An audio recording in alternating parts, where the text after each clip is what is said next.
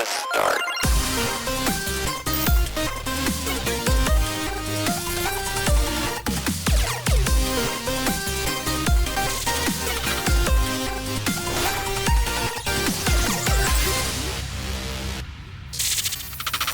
All right, let's start episode 135. Jeff is here. Kyle is here. My name is Tim, and we've got a fourth panel member. Okay. Wow. Yeah. Wow. I love it. We have Hello, Governor. We have a fully Top suited of the morning to you. Oh, I Dapper- can't see you very well. Let me use my Dapper monitor. Chocobo. Boy. Oh my gosh. He's Took a got look here. props. I see three wankers right here who couldn't just Okay. let me do my funny business. If you were gonna, I I didn't Drink say something. shit. How if dare you're you? gonna, if you're gonna, Hey, shit. if you were gonna drink something, what would you be drinking it out of? I would be drinking. Well, normally a bottle of water. But Yeah. but I got one of these Chocobo brews. So All right. Huh. Yeah. All right. yeah, isn't it? And you got a Yeah. straw Those No, are all it's the not. right. Those are all the right words that you're saying. Yeah. right up under the beak there. Nice. Yeah. Nice. So listen, So if, how's it going, if you're guys? just listening, then we have a very fancily dressed, think like hitman suit with the red tie, but you have to add on a very tall, we're talking like probably 3-gallon hat. Talking an With the Abe red- Lincoln style hat. Abe here. Lincoln style hat. Very, very dapper. 407 Chocobos ago. And Yeah. the Chocobo face, full with beak and everything, and when needed, the monocle when It's a dangerous, Makes slippery slope into furryism going on here. You know, soon you're gonna Yes. show up in onesie outfits and Gaston, don't have a hard on now. oh Yeah. jeez, yeah, it almost rhymed and it made it grosser to me. But yeah, this was I did the stream yesterday. I finished Final Fantasy VII How'd it remake go? stream. How'd it It go? was fun, really fun. Nice. Streaming like this for 4 hours, this hat actually started to hurt my forehead a little bit. dude, so. you Nice, wore yeah. that for the whole stream. I mean, I took like a 10-15 minute break. I took off the hat, but yeah, I wore it for 4 I hours. like how you yeah. said that like that means something. I took a 10 or 15-minute break, but it was still in it for 4 hours. You know, I know. I was. That's crazy, man. Yeah, That's but an I endurance. promised to do it because I got some subscriptions for you Nice. not Twitch people. Yeah, And yeah. I said I would do that stream with this mask on, and the feathers I glued on, so that's why it looks a little not super professional. But Yeah. I painted actually the beak truly orange. think it Look, looks awesome, to be actually honest. Oh, okay. looks like something you would buy from a store today. Yeah, So, yes, yeah. thank That's you, pretty thank you. great. Yeah, well, it's a masquerade mask that has the beak, so I painted the beak orange, and then I bought the yellow feathers and hot glued those on. So Yeah. Nailed Listen, it. man, you still have more airflow than a lot of the football team mascots that are running around for like 5 hours on a hot Sure. Saturday afternoon. Yeah. So, They have Sure. ACs in their costume. They're fine. oh, totally, yeah. No one's ever died from that. I saw the Don't check the the tapes. BY Don't check the tapes. Especially in the- Texas. Don't check the records on that. the BYU Cougar guy did. It was almost WWF style, where like they had the tables on top of tables, and he did like from push-up position. He like pushed himself up and jumped up to like table height to the next level, and he did it up 3 levels of tables, and then back flipped off of it. And I'm watching all this happen, and I'm like, this guy's more athletic than anyone on the field right now. Like this Man. guy's Yeah. Freaking crazy. Mormons, man. Yeah. so that's what it you is. guys can take me seriously with this entire time. No, I'm just kidding. I can do my best. I don't know if you need a promise from me, but Well, make All I sure. need to say is follow me at Dapper_Chocobo on Twitch. well, now you look like you're wearing just a really good Yeah, now you Hitman just like cosplay. Hitman, which is awesome. Yeah. Oh, not anymore. Thank you. I need a gun. I don't have Yeah. a gun. I'm sorry. You have the earpieces. You seriously look like Yeah, you're you have on the like a earpiece, detail yeah. for a Right, politician or right. something right now. I'm What was a that? clone. I'm a clone or something. I don't know the story to these games. I'm a clone. I need my actual headphones. Oh man. Just continue with your business. All right, all right. Well, walking before we started into a recording, porn store. before we started recording, Kyle and I were talking a little bit movies and kind of our mutual love for people like Brad Pitt, right? Just those always tried and true, always delivers on a good Oh, he performance. sucks though. I heard he sucks. He's so good. He's so good. I'm sorry if you think he sucks, you're wrong. But so let's talk about stuff we're watching first. Kyle, you just watched Bullet Train, which I know Jeff already talked about separately, and then a few weeks later I talked about. But just give us your quick thoughts on Bullet Train. we gotta keep the hype alive on this one Yeah, because 'cause either no one People saw are it too or people, rough on this movie, man. The yeah, either reviews are too people rough. they didn't see it or they saw it and they're like, I wish it were more like John Wick. I'm like, you wish the movie directed by the John Wick director was more like John. Okay, whatever. That's weird to me, but that's fine. But okay, yeah, it's the same guy, but whatever.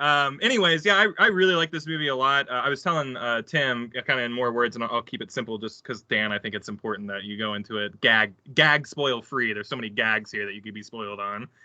But like it is exactly what I want when I go and see an action movie. It's cameos, it's laughs per minute, it's big action, it's big stars. It's Thomas the Train Engine philosophy. Yeah, Thomas the Train Engine philosophy. Yeah, I'm just a huge fan. This is all the ingredients that I want in an action movie are present in this movie, and some great callbacks, like mid-action sequence. It'll call back to something. There are so many jokes that pay off from like small, uneventful dialogue earlier. Yeah. It's really fun. It's a very fun movie and clever movie. In that yeah, very clever too. Yeah, and it has kind of clever like in its dumbness because there's a lot of dumb stuff in it. The movie even calls itself out where it's like, people don't even like watching movies anymore. They just need action and a bunch of twists, and by the end of it, the credits are rolling. And like that's literally what this movie is. It's just a lot of action. There's some twists that go on, and there's then some good laughs too, man. Like I laughed a lot through this movie. I think I laughed the hardest when not only did he punch a bright pink anime mascot, but then it does a replay of it, and I laughed so hard. Yeah, it's like funny, that kind man. of stuff. Dude, physical comedy like that is the best. It's like when there's a lot of physical comedy in this movie. Yes, it's like that one part in Community when we were talking about it.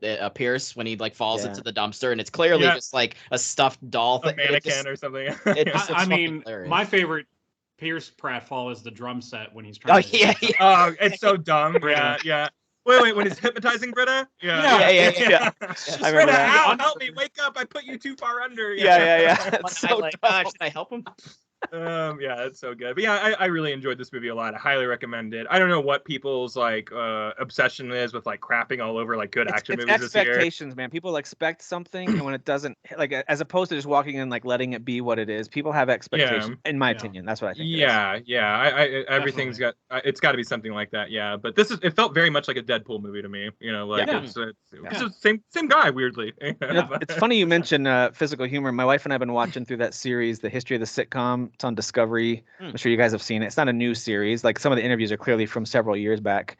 But anyway, it's still really good. It kind of breaks down like how sitcoms started with families, and it goes through like sitcoms from the 50s, 60s, and kind of how it works and how they change the family dynamics, and all the way up to Modern Family, where you have a same-sex couple and you've got like a mixed family and adoptions and all kinds of stuff. And they'll poke fun at all that at the the gay stuff, the Asian stuff. Modern Family is a really hilarious show. Some people don't like it. I get it, but I think I stuck with it for like 6 seasons. It just ran out of steam for me. I was like, you're doing this joke again. I understand. It starts to recycle some. Yeah. It is a very clever show. But anyway, all that to say, the physical comedy piece really became clear when you were watching some of the old sitcom clips, and a lot of it's like, nope, that doesn't hold it together today. I mean, it's 50 years ago, it makes sense, but some of it does, and especially when they went back to like the Dick Van Dyke Show, and back to I Love Lucy, like those two specifically, Lucille Ball and Dick Van Dyke are just brilliant physical comedians, and they were so good. Like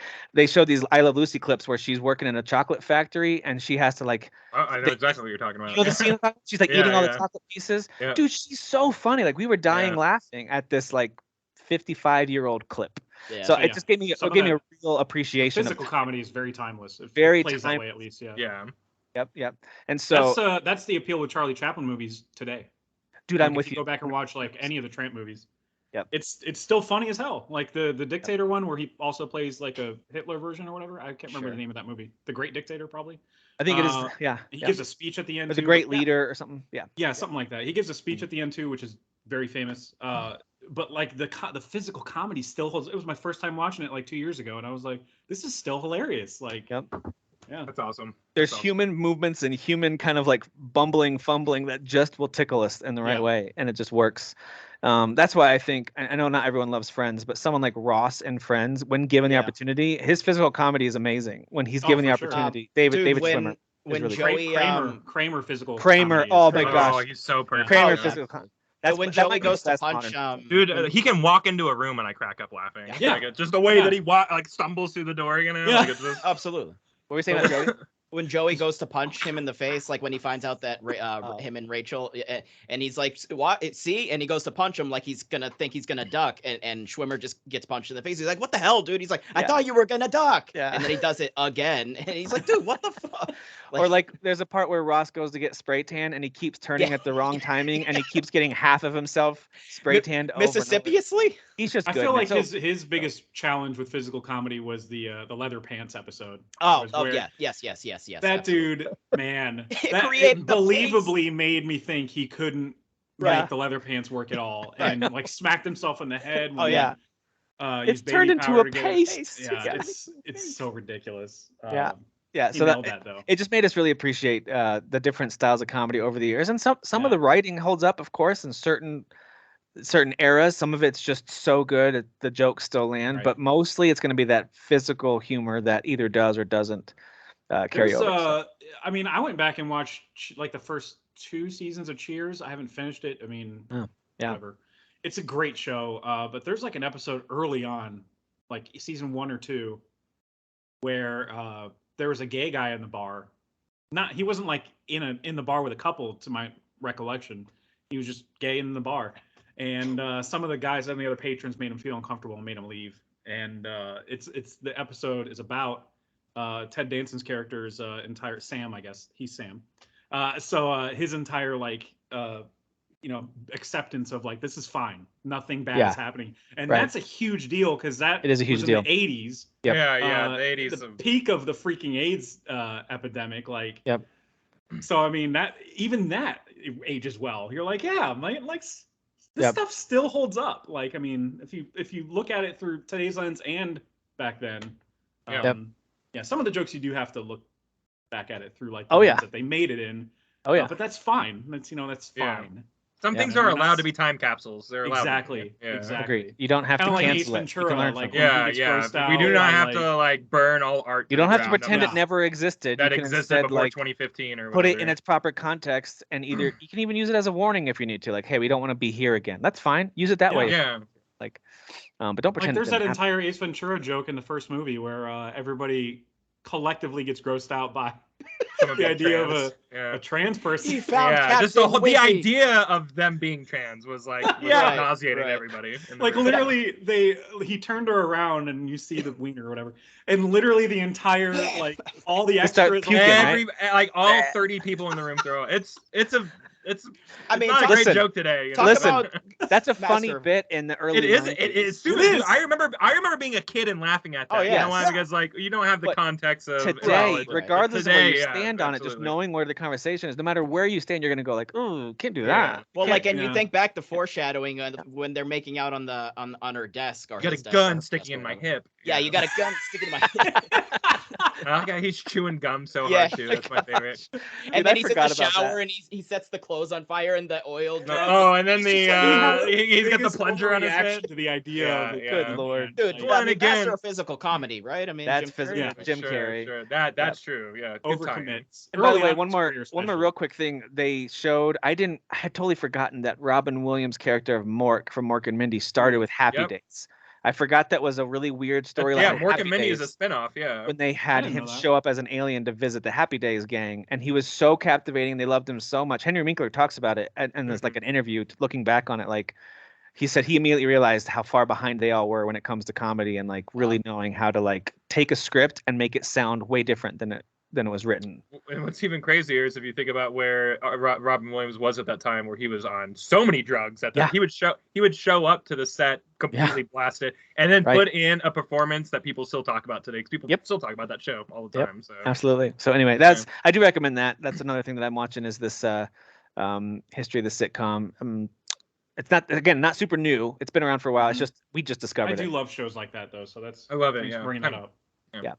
I did watch Everything Everywhere All at Once, another movie that has already been discussed on the show. So my brief thoughts on it are, it is mind-blowing. It's incredible. It's beautifully filmed. It's wonderfully acted, and it is just a mind-bending, but not to the point of not being understandable. That's what I love about it. It's mind-bending and kind of twisty and like, what the heck is going on? But I didn't feel lost. I felt more like, what a wacky story and set of rules they've put together, and how fun is this? That's kind of was my experience with this thing. And then But I mean, we had so many good laughs. There's so many moments that we just. Yeah. I was in Oh a my group gosh, dude. we were in my buddy's basement. He's got like a large screen and big sound system set up, kind of his little home theater set up. So it was like Yeah. 5 of us, and we all had the same reactions, the same moments. Like, I won't say what, but there's certain fight scenes where there's a pantsless Oh guy my who does a gosh, slow dude. motion jump, you know. It's so Yeah, ridiculous. And we Oh all my at the same God. time, without looking at each other, we all just were like, no, no, no. Like, it was just great. It's the slow motion element of Yes. it that makes you Yeah. go no, But, like with but the then movie. the fight It's- scene that yeah. ensues with things dangling, we were Yeah. laughing so hard. And so, like, Yeah. it was a great, unexpected And then comedy. I in think there addition was a to being- moment where they're trapped in a room and she's having to do a billion crazy things at the same time. Yes. Yeah. Like, and that made me laugh Mhm. so hard too. And then then everything when involving the hot dog other fingers characters are universe made me laugh so hard. Yeah. other characters are trying to help her think of like random, unexpected things to do to help Yeah. her trigger the thing, which I won't Yeah. trying to give too much away, but they're naming things, and we were dying laughing at those too. Even their suggestions, like, Yep. well, that's weird though, isn't like it was just so good, man. Yeah. It was Yeah. so fun. What a fun movie. So freaking inventive. Like Yes. And it's when it was just these done, two guys writing and directing this that like just came up with this stuff themselves. Yeah. Even for 2 people, I'm like, how do you come up with all this? and they shot a lot of this during COVID and how to get really Yeah. clever with how to use the special effects and everything like that. And like you would never in a million years go, this is a COVID movie, Right. when you're watching it. So It can be done. It can be done. Also, one last thing. I remember when I was done watching that movie, it was one of those times I was like, oh, this is why I love watching movies. Like these types of movies right here. We were like, oh, Yeah. wow, what a new experience, Or new it's a IP, big- new ideas, huge big swing, Yeah. swing, you know, and like you leave it going, well, that was a home run, you know, like it was, it's why I love watching movies. Yeah. And the Those two movies writers, like that directors are in the movie too. I Just didn't kind of realize that. small roles. One of Oh, them is that's the cool. guy coming out of like the hidden room in the office, telling her Oh, to clean okay. up, or whatever. Yeah, So, yeah, anyway. one of the yeah. They're the boss. they also did Swiss Army Man, which didn't really click with me as much as it did with apparently a lot of other people. With But Harry that's the Potter? one where Daniel Yeah. Daniel Radcliffe is like The a floating farting corpse zombie. movie. Yeah. Yeah. Or I didn't Farting see that Corpse, movie. yes. Paul Yeah. Dano's really good in it, obviously, because he's great in everything. But Yeah. Everything Everywhere is still like, I think I'm 100 and something, 150 movies into seeing like, What's and your that's favorite? movies with 2022 release dates. Yeah. I'm like 150 or so in there. And Everything Everywhere is like easily like still my favorite. Like There are nothing some- has come close. Nothing has like. I encourage folks to watch this without. Don't go watch any more trailers. Don't go watch any Yeah. behind the scenes. Don't even go look at the IMDb Don't page talk to to see the anybody cast. about it. Yeah. Because Yeah. there are some cast members who I actually didn't know were going to be in it, and they're in it, and they give it their all. Like they don't phone it in, and it's so good. Yeah, yeah. Just go check it out. Yeah. Highly recommend that one. Anything else you guys are watching, whether it's new or not new, doesn't matter. Let's start with watching stuff. What else you got? I saw everybody's most anticipated movie here, Bros. Bro. Bro, this should dude, be part of the bro. thumbnail, right? Should I make this one of the main It's things? the of the thumbnail? Bro. it's the gay rom. You got to put the dudes with the holding each other's whatever they're doing with their hands in the back of their pocket, whatever the poster For is. Derek, this. right? For Derek. Got to It's- put it in the Derek. thumbnail, dude. But yeah, it's a gay rom com. Hold on there. There's a lot of Oh, cliches oh. in it that you've seen in every rom com. But the jokes are really funny. So I mean, it's a really funny movie. And when it goes for the heartfelt stuff, I think it totally nails it. And yeah, some of the jokes are just so freaking clever, and like the one-liners are just rapid fire sometimes. It's Well, Billy Eichner, Eichner is so funny, very man. Yeah. He's very Yeah, quick and on some his people feet. for some reason, well, I mean, maybe it's just because he is very like aggressive, like Shouty. his character in Parks and Rec, or Shouty, Billy yeah. on the Street, very like. Yeah. you know, But he's very yeah, just- capable of just being a person. Like it's just Yeah. that's his Yeah, yeah. persona in front of a Yeah. camera. Yeah, Right, right, right, yeah. So here he's more of a human being and less of a character. Sure. And it's it's He wrote it quite too, good. right? He co-wrote it with the director. The director That's did awesome. Forgetting Sarah Good for him. Marshall in like the Muppets, the Dang. recent one, and he did the Neighbors movies. So Get like him to the Greek. good comedies. Yeah, get him to the Yeah. Greek. He's done good, Great rated R solid comedies, yeah. comedies. Nice. That guaranteed to make you laugh. That one really made me laugh. Nice. And it was just me and another dude in the theater. I don't know who that guy was, Wait, but we were Joe. just laughing Jeff. hysterically. You yeah, guys Jeff, become come on, bros? yeah. This is like a No. you know, No. Was no it a bro- no wait? throwing out. Was it a meet cute?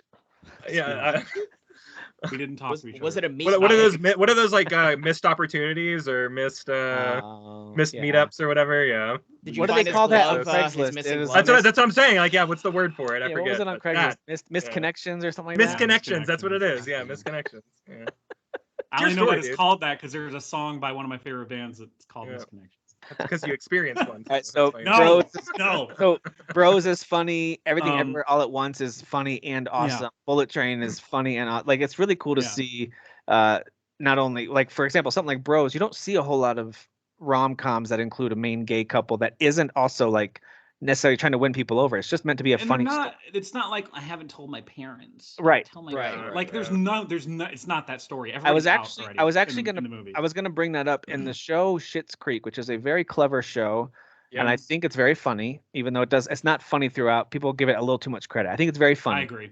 Yeah, they give it- I'm liking it more than I thought I would, but it's not the Yes. greatest show of all time. But it also gets very preachy, and I'm wondering like Bros whoever's mentions watching, that show, by the way. Do This they? is in Schitt's Okay. Creek. It's so funny. Yeah. because that show gets preachy and to the point where Yeah. like they have entire episodes centered around like what do we say to our parent or to the one guy's parents, whatever, and that made us kind of eye roll a little bit because it was just kind of like you're gonna really like teach us all like is this like a very special episode? And it kind of was like it wasn't even tongue in cheek. So I like it better when they treat the audience with some level of respect and just tell a funny story with good human characters and let their circumstances be what they are, but just let us come along for the ride. You don't have to convince us to agree with a thing. Just go into it and tell a good Mhm. story. And I like when they do that, or be funny, Yeah. whatever it is. Go into it and just be funny. It's more genuine when it's that Yeah. way for sure. I agree. Polar opposite on the funny scale is Blonde on Netflix. That laugh riot. Yeah. It's a laugh riot. 3 hours of just ha ha ha. It is literally yeah. 3 hours. Anna de Armas is Marilyn Monroe, and when I tell you that, you're like, oh, that can't work. She is got a very thick Cuban accent. She's hides it not very the well. problem with this movie. She's very Yeah. good in this movie. It's just a slog. Mm. If you want to be depressed, please go watch the movie, I guess. Or if you want to nap, put it on, you'll fall asleep, guarantee it. sad So we nap. watched the trailer for it, and I gotta It's say, very like, pretty though. It's a beautifully shot movie. I don't mind the black and white approach, and I'm sure maybe it's not all black and white. It's off right? and on, yeah. It's Um, I couldn't make sense of why certain scenes were in black and white. And some I'm weren't. fine would with annoy- that. that would I'm annoy fine with me. that There's- piece, but yeah. like, I noticed that sometimes it went to like the 4:3 aspect ratio, or maybe the the whole ratio thing switched a changed. lot, yeah. Okay. So like there was some ratio switching, even in from what I saw in the trailers. It looked, I don't know, Yeah. something about it, and something about the way that the scenes looked, and maybe the cinematography is pretty, but it seems like, and I've read and no idea if this is true. You tell me if this is true. It sounds like the editing can be very abrupt and jarring, and for that long of a movie. Somewhat, yeah. Okay, for that long of a movie. It's kind of like a wannabe Terrence Malick movie because he tends to make really, really slow, like it's more like visual poetry what he does. And I'm not saying I'm a fan of it. It's annoying as hell. Hey, I it's mentioned like, him to dude, can Kyle you before we just started recording. tell a Yeah. coherent story, bro. That's my thing with Terrence Malick. But Yeah, so it's same, kind of dude, like it's same. trying to be a little bit of that. And it only highlights Marilyn Monroe's like tragedies, and some of them they just made up just for the movie. Oh, okay. So Well, like, it's based off of a book that's like made up, Got so it. it's like. oh, okay, there you go. Yeah, yeah. There it is. And yeah, they cast a guy as JFK in this, and they make an assertion in the movie that he pretty much raped her. And I'm like, did we think that? Did historians? I don't yeah, think that's like, the thing. I'm pretty sure they where made the that hell up. did that come from? Power dynamic, sure. There's Really shouldn't throw something that off around. there, but like Yeah. otherwise, come on, like Pretty big. I thought there were talks that like a producer did it or something like that, but it was never JFK. Like I don't think Yeah. JFK was ever on the short list of did this happen? Yeah. But I don't know. Yeah. It's just avoid it, and then I do recommend for people that want like a kind of like a lighthearted. I mean, there's some dark stuff in the movie, but still, the greatest beer run ever is on Apple Plus. The ad looks so funny for this. I've seen the ad several times. It can get there's some harrowing stuff in it about the Vietnam War when it needs to go to that place, but yeah. Yes, it is. The main focus is a comedy. This is starring Zac Efron. Bill Murray's in it for a little bit. He's not in all of it. And Russell Crowe shows up for a little bit. Then there's some like younger actors you might recognize from TV shows and stuff, but none of them are huge names. But this is Peter Farrelly's first movie since Green Book. Like that's It's crazy. That movie won a It's been a freaking minute. Oscar for Best Picture. And then he comes out with this. And this movie, to me, it's fine, but I feel like this has a broader appeal. So, it's an interesting story it's a true story about a guy who went to Vietnam to give his friends that are serving beer during like peak of the wartime. Yeah. And he's one of those guys. It's like basically the Vietnam War from the perspective of a civilian that went over there. Yeah. And he went over there as like a guy who was like, hey man, support the troops. Don't talk bad about our president. And then he started seeing the war and he was like, all right, things are messed up here. Like things aren't great. All right. But yeah, I mean, cool. I do think it does have a that's Apple TV. Yes, it's Apple TV. So if you got the sub for it, might as well. Might as well. Nice. That's all I got on watching. Sorry for nice. No, that's good. That's what I wanted. I wanted to hear what you guys are watching. I am finally catching up on Ozark. I know the three of you have already watched final season. Very happy show. I kind of had to do, talk about laughs. I had to do a little bit of a recap because seasons 1 through 3 had some great story arcs. Some of them do kind of wrap up, and then of course other major ones continue. At the end of season 3, there's a major moment, and you're kind of like, "What's the fallout of this?" So, yes, no kidding. It's literally shocking moment. Roll credits. I am just today. I actually haven't even finished episode 8 yet, but just today started the second half of the last season. So if you tracked with how they released them, they released them in 2 bunches, and so I can totally see where kind of that mid-season finale happened. It was incredible. Robin Wright doing some directing on at least. Kill me. Yeah. She directed at least a couple of these. I'm not sure how many episodes Robin Wright directed, but she's a great director. I didn't know she could direct. Well, I mean, actually, I did know because she did a movie. She directed, and the directing was quite good, but the movie wasn't. But she knows how to direct, man. She's good. She does. And that movie specifically, there's a scene at the end where a thing happens, and then they just, when a director and an editor work together to just use audio in these great ways, and they did that in that episode 7. So I just really appreciate the way Ozark continues to be. Episode 8 doesn't let up either. Like I remember when that episode finished, I was like, "Oh, are we done with the show now?" Like, well, it must be mostly at the end. I'm mostly through episode 8, and it is a lot of it is a very internal, private struggle for a certain character who had some significant loss they experienced, and this character's going through some stuff, and there's a lot of flashbacks and a lot of like kind of imagining, and so like it's just a very, very well done, just a really good. Really good show. It's best shows. It's still funny how shows like this, and I saw it with Chris Pratt's Navy SEAL show too. There's a lot of shows that do this where they use a lot of blue filters and they never turn on lights in rooms when they're inside. So it's just always dark. Man, what is it about the blue filter with Ozark? I don't know. I'm curious what the thought process is there. It's just very blue at the Ozarks. That would have been his call. It's his show. So I mean, he's producer. He's like the guy for the show. I think it's maybe you get used to it, but. You do. I think the color kind of adds maybe to the somberness of everything. Yeah, I think it's trying to capture a certain feeling, like via visuals. Because I know with the Matrix movies that was intentional, like the green. The green. The blue for the real world. Yeah. But with this, I'm like, what are you doing? What are you trying to tell us here? I bet there's some guy on YouTube who broke it down to some. Probably. Maybe. Probably. We never really even. I guess we can wait for Tim to finish it, but that ending is something. So. Oh yeah. Well, yeah, we'll talk about it. Yeah, it's definitely they're building a lot of different storylines, and there's some credits. It ends. There's definitely characters say things, and people are standing there, and stuff happens. Then names and job roles pop up on the screen like the credits. It's really crazy. That's almost too real, guys. You gotta. And then at some point, Netflix tells you the next thing to keep watching, so you don't. Right. You don't have to stay and it's like a comedy. Right as it ends, it's here's Peppa Pig. Here's Peppa Pig. Jump right into Peaky Blinders. That's probably like. Yeah, there you go. That's probably those are the exact same. Okay, so let's talk about stuff. Peaky Blinders. Sorry. But they drink a lot of bottled waters on that set. They drink some bottled water. You set yourself up for it, I mean, you're right. You're right. Blind. You brought up London, Tim. It's your fault. But they're not even in London in that show. Whatever. It doesn't matter. It doesn't matter. Who cares? All right, so let's talk about stuff that we're playing. I want to kick things off with this Game Pass game. I'll just mention it real quick.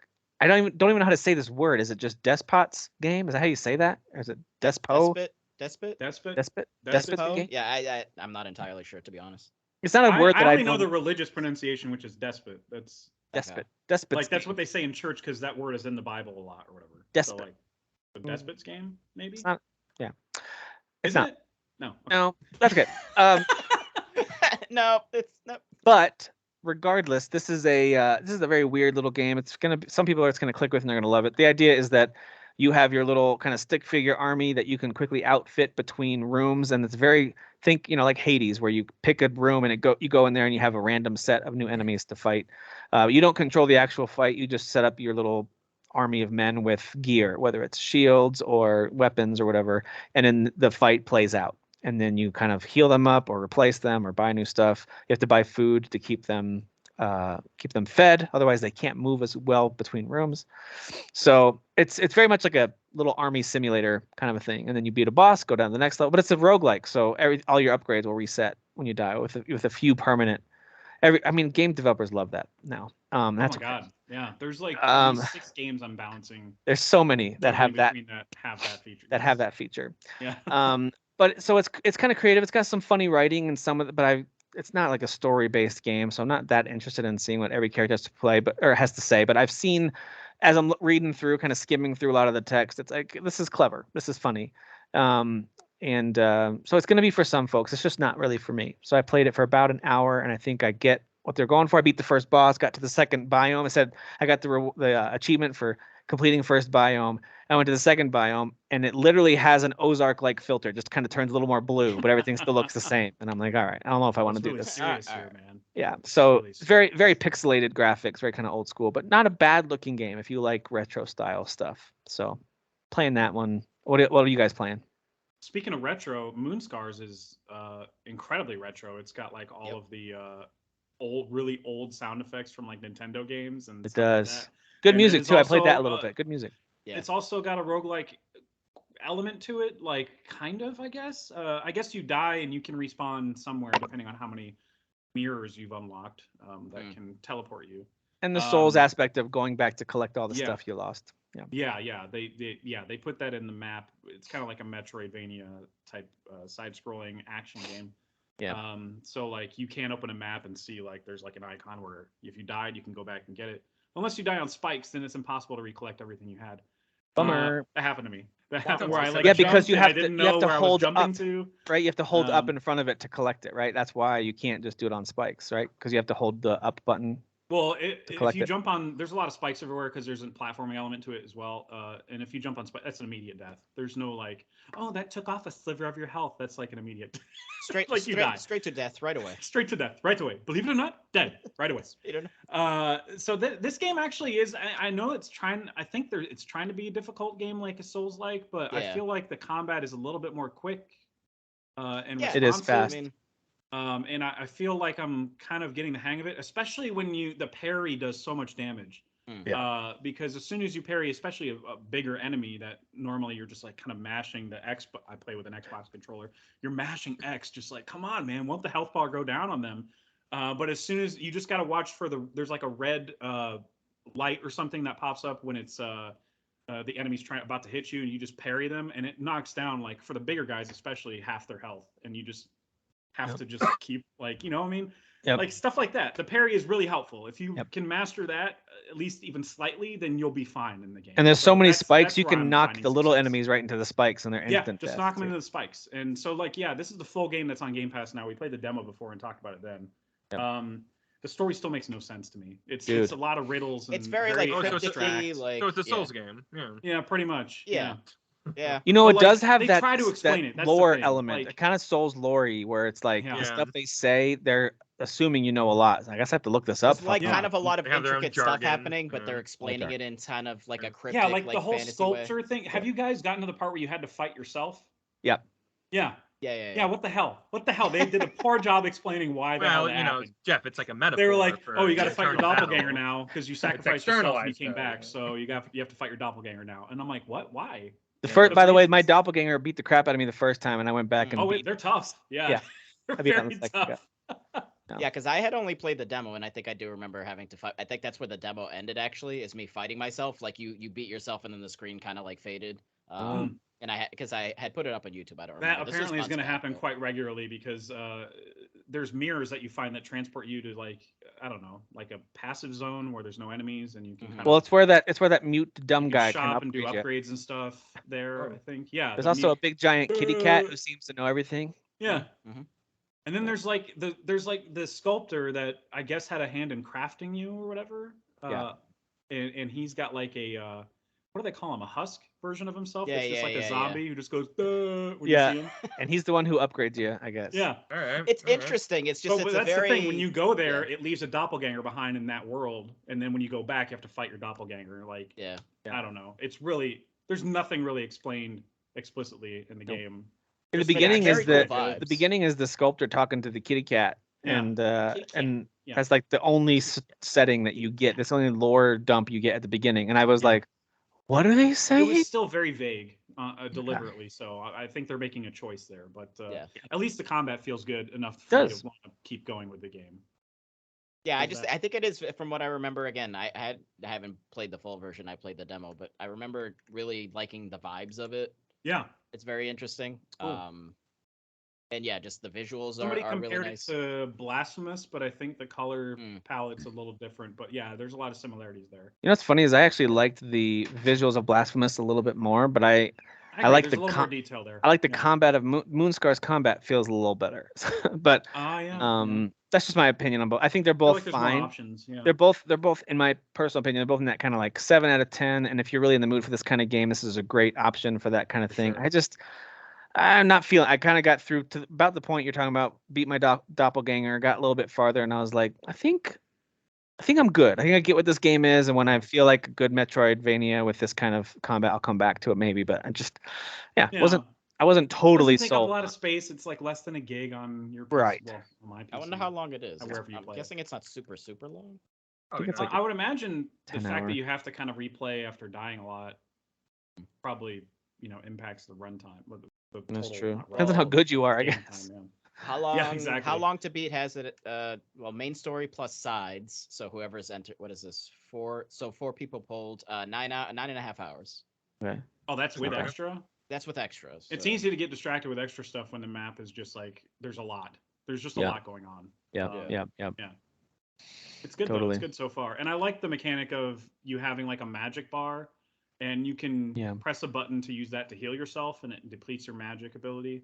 Yep. But I found a way to just kind of build that back up. There's like certain doors that you can only open with magic, basically. Okay. And if you just go up to him and start hitting him, it'll build just beat him. It'll just build your magic bar. So it's like a way to cheese that, I guess, as Souls people. Magic is like always the cheeser. It feels like in these games. Yeah. It's the True. ultimate cheeser. I only use that thing to open doors and to heal. I literally haven't used it once to beat an enemy, and I'm sure there's going to be an enemy that only takes magic attacks.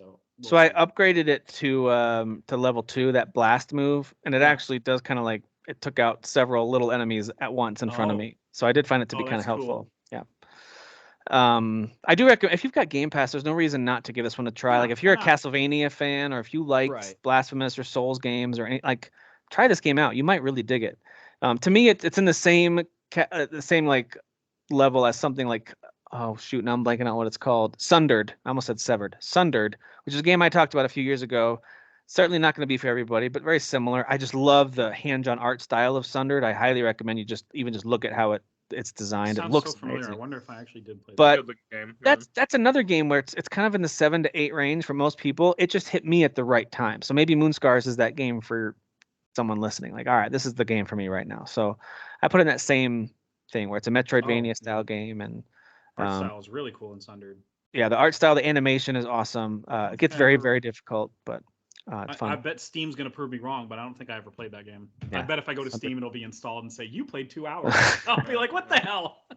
Yeah, Sundered is a great game. Anybody playing Valkyrie Elysium? Surprisingly, I'm not. I think Jeff actually might be. I just played the demo. Okay. I wanted to get more into it. I still haven't actually finished The Greatest Beer Run Ever. I had 15 minutes left. But I know enough to know it's a good movie, at least a decent movie so far.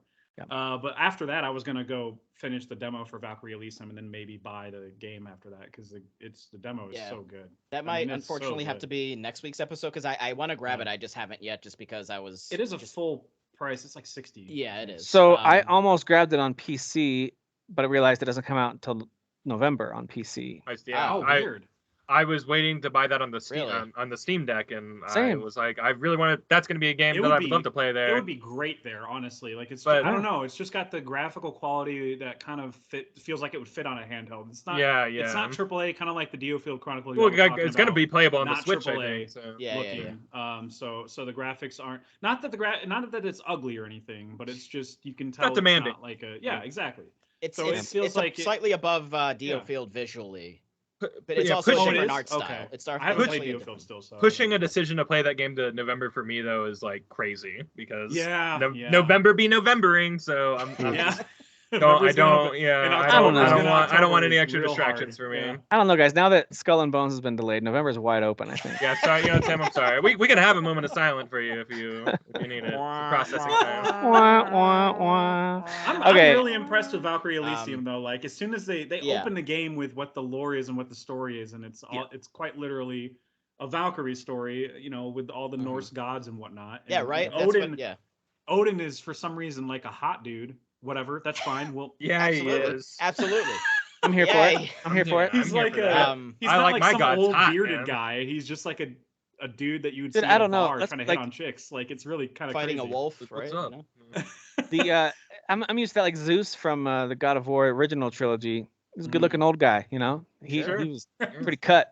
Yeah. Whereas the new God of War is all like, let's make him fat. Yeah. Let's make him all Yeah. Everyone's kind of gross in. Or in like the new God of Baldur War. from the first one is kind of like weirdly Yeah. skinny with tattoos, Yeah. and it's like what's going Yeah, on? everyone's Is he kind of sick? like just weird looking. Yeah. Yeah, And then I love Thor it. comes up and he's like, "You interrupted my dinner. I'm super mad about this." And he comes. Yeah, right. He starts eating his hammer. Never mind my dead sons or whatever. Oh my gosh. All right, so Well, yeah, on God of War, I guess. Whatever. we can talk more about Valkyrie Elysium next week. That's one that Yeah. I'm on the fence for. Like, do Yeah. I? Because I'm It's excited. not- like I love the combat. Like I Solstice. need you to do the demo. Yeah, I need I've to try been the demo. having. I need. Yeah, I'm yeah, having a to ton of fun yeah. with Solstice being like a Devil May Cry type of Right. combat system. Yeah.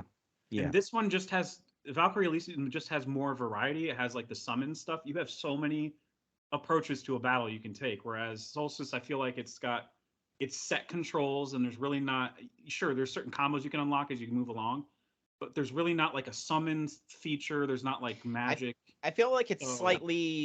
slightly more rigid though, like slightly. Elysium. really? Like not Yeah, just a smooth, little you bit. mean?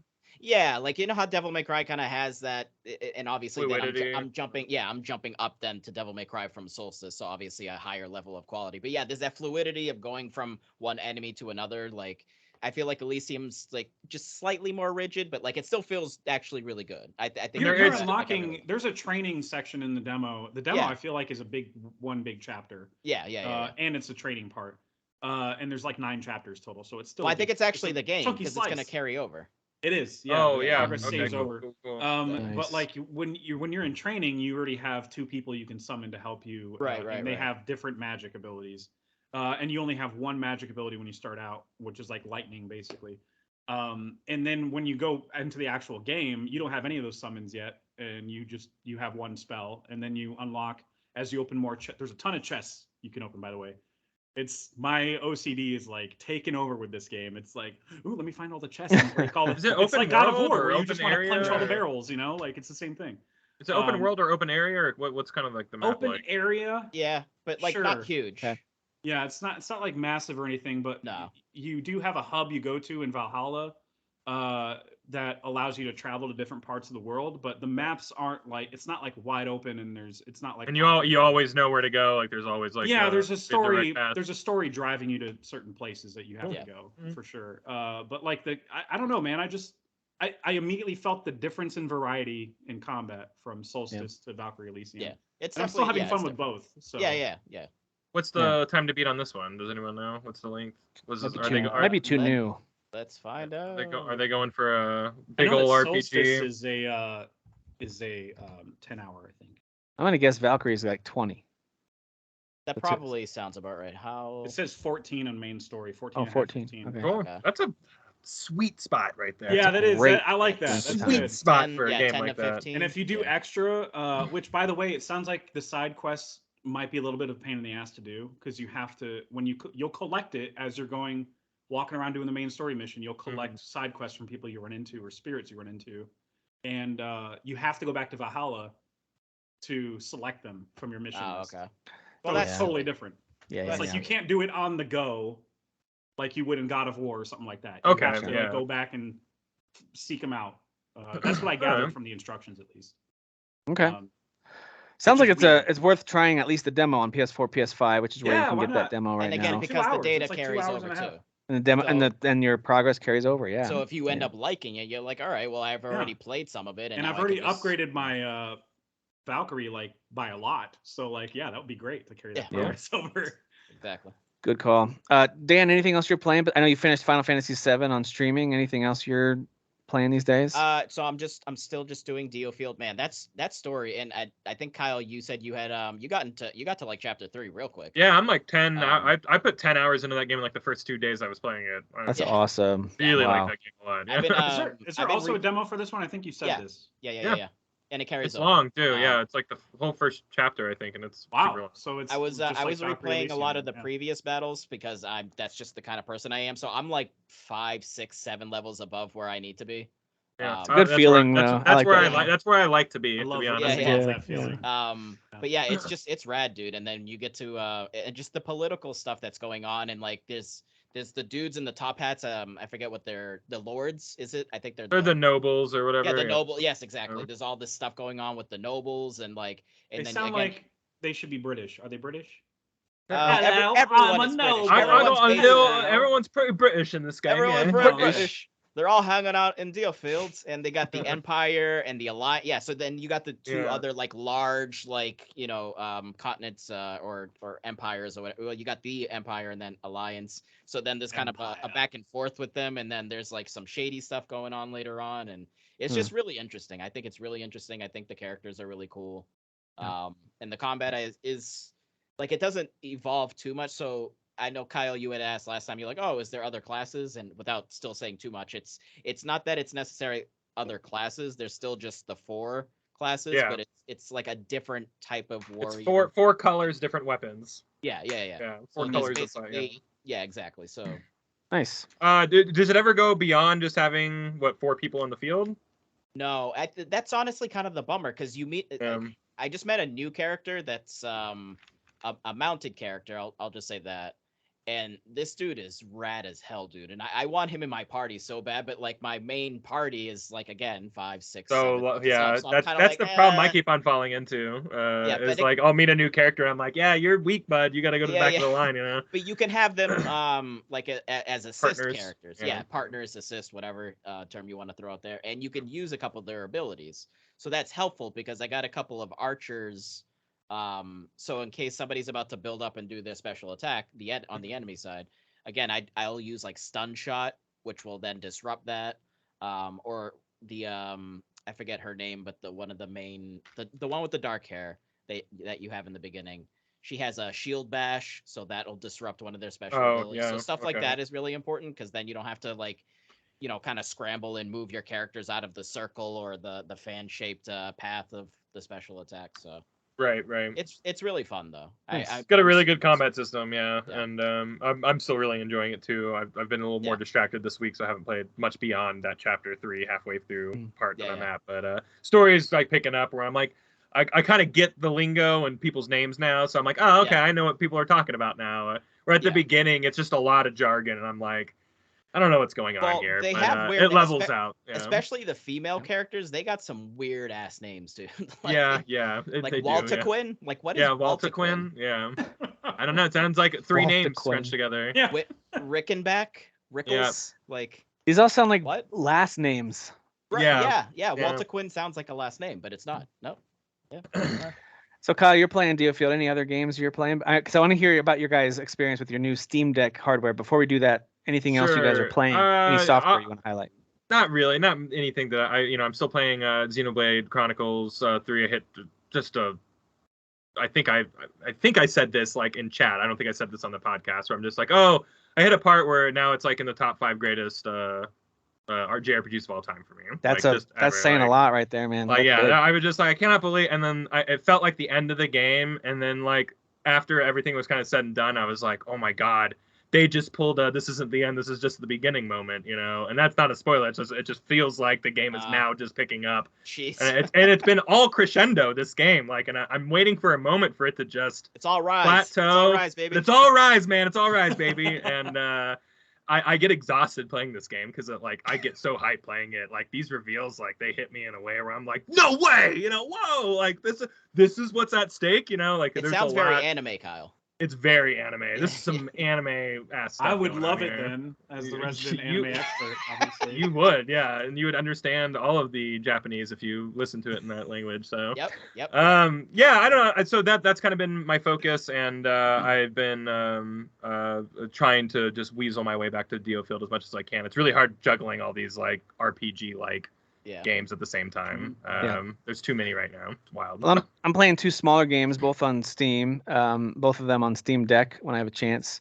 One is called Tyrant's Blessing, which I think I talked about in our Facebook group a little bit. Basically, if you've played Into the Breach, then you know what Tyrant's Blessing is. Into the Breach is it's a roguelike strategy RPG. So the idea is that you're on a very small grid-based level, but it's at this isometric view, and you have a specific set of units you've picked out. So you start each run with, all right, I'm gonna take these units with me. And as you unlock more, you have more units to choose from. You have more factions to choose from.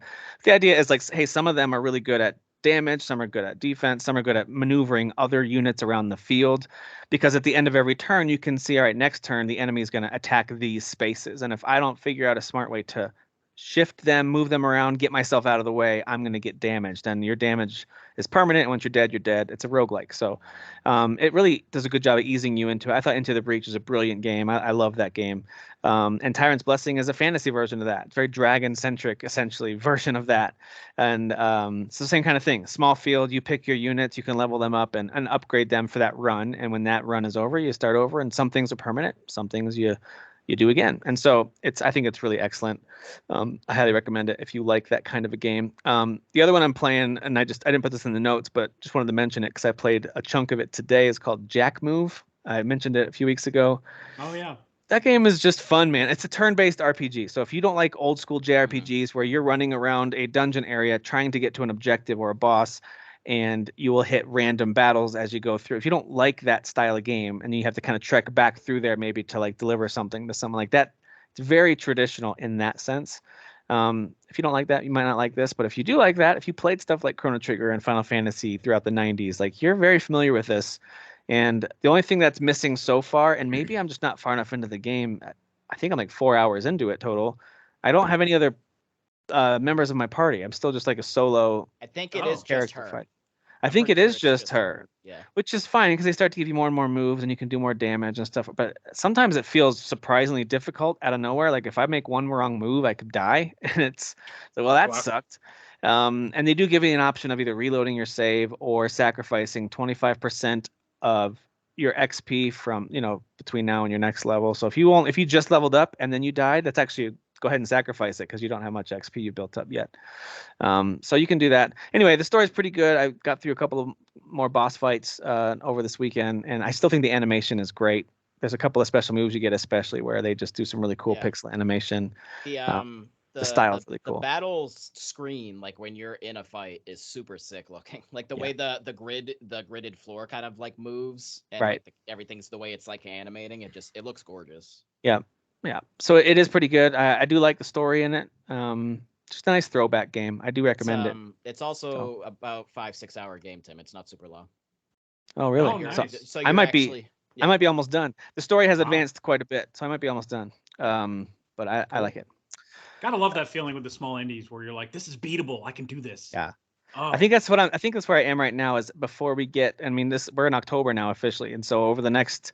We'll talk about it here in about 2 weeks. There's a pretty big game coming out, and then in 3 weeks there's a whole bunch of games coming out, and then it's every week until Thanksgiving, basically. So, I would love to be able to at least check off one. I'd love to do 2 of these games that I've started this year but haven't gone back to. It'd be great to. You mentioned like Tiny Tina's Wonderlands, for example. I'd love to check off Tiny Tina's if I could. That'd be great. I still got to check off Stray, and that's not even that long of a game. Oh, yeah, it's like 5 hours. It's a pretty short game, and boy, do I love that game. Man, I love that game.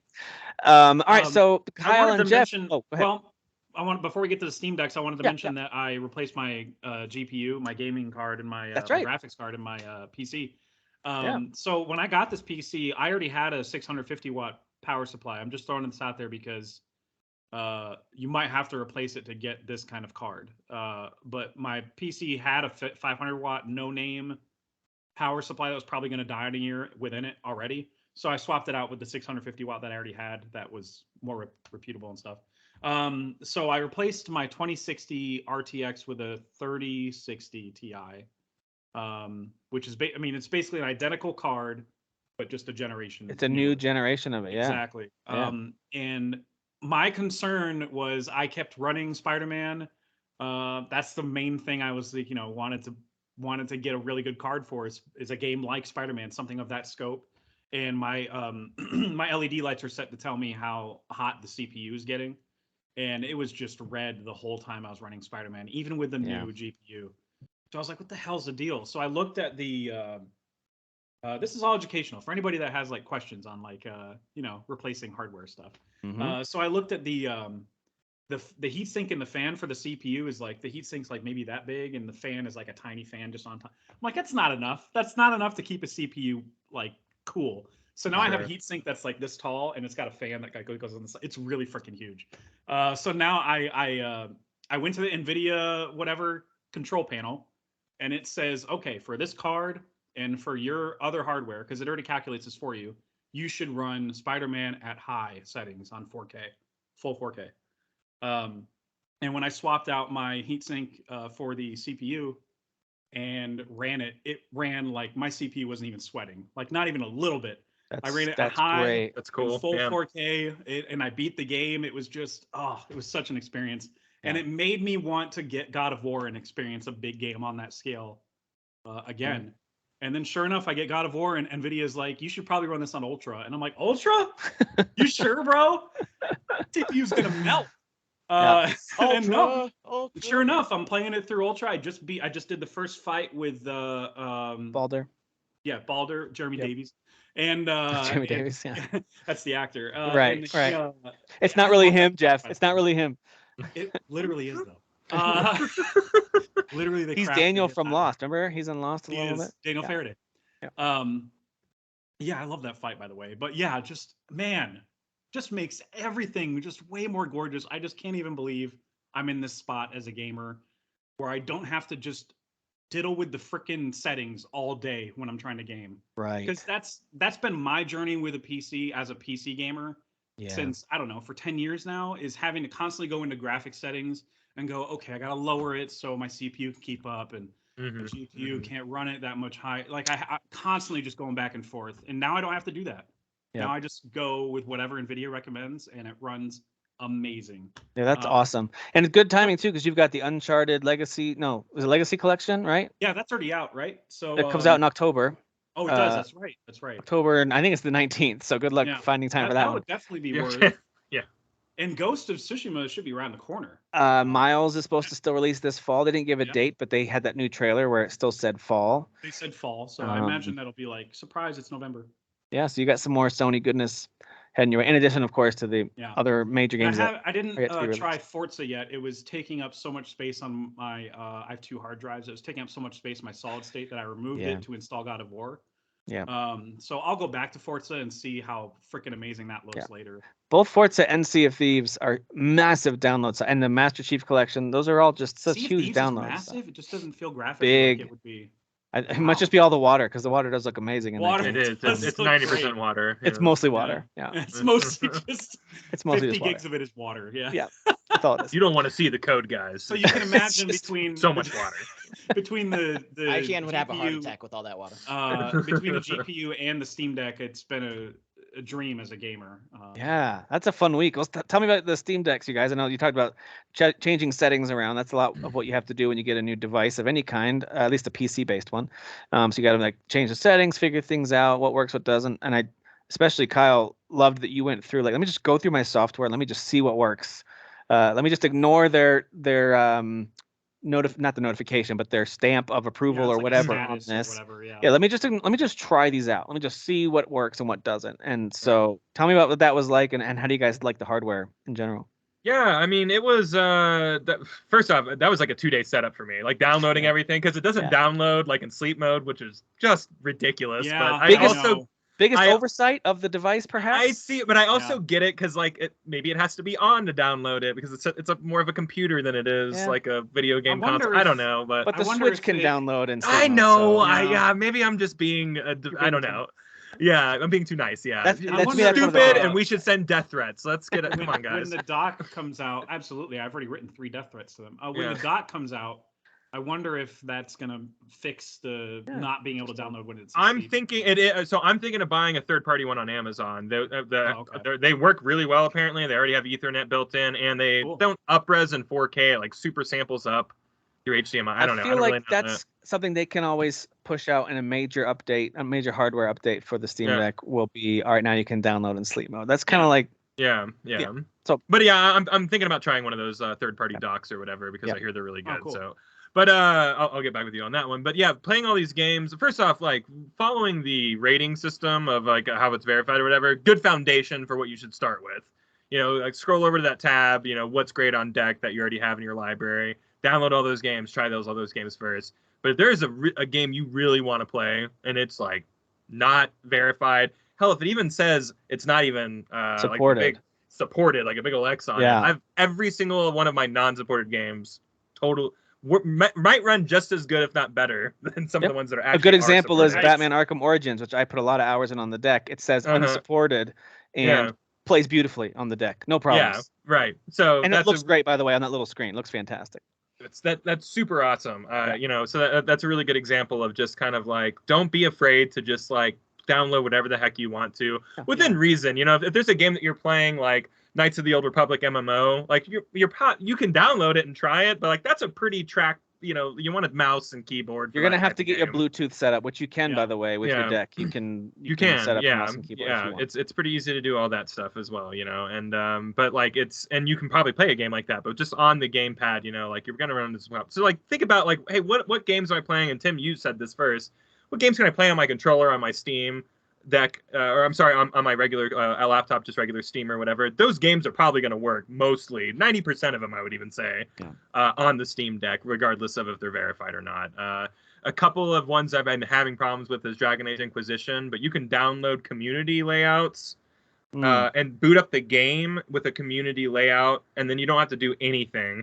It's like the screen prompts won't match up. So like it won't tell you to, if you're using an Xbox controller, hey, hit A to use this move. You kind of have to do the math. Hey, number 1 is A, number 2 is B, whatever, you know. Gotcha. But you can load up a game in a community layout, and it's super easy to navigate that stuff. It's right on the menu as you're loading up the game. You can go to the controller icon, and it'll say like what setup do you want to use. Usually it uses the standard setup, which is the 2 joysticks and the shoulder paddles and everything like that.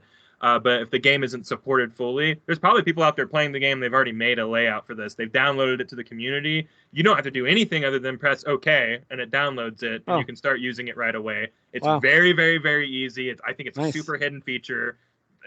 Check that one out if you're playing a game that doesn't seem like your controller pad is working on it, because I've gotten most of my games working by using that. That's awesome. So and I've been playing. I think the best looking game I played was Shadow of War.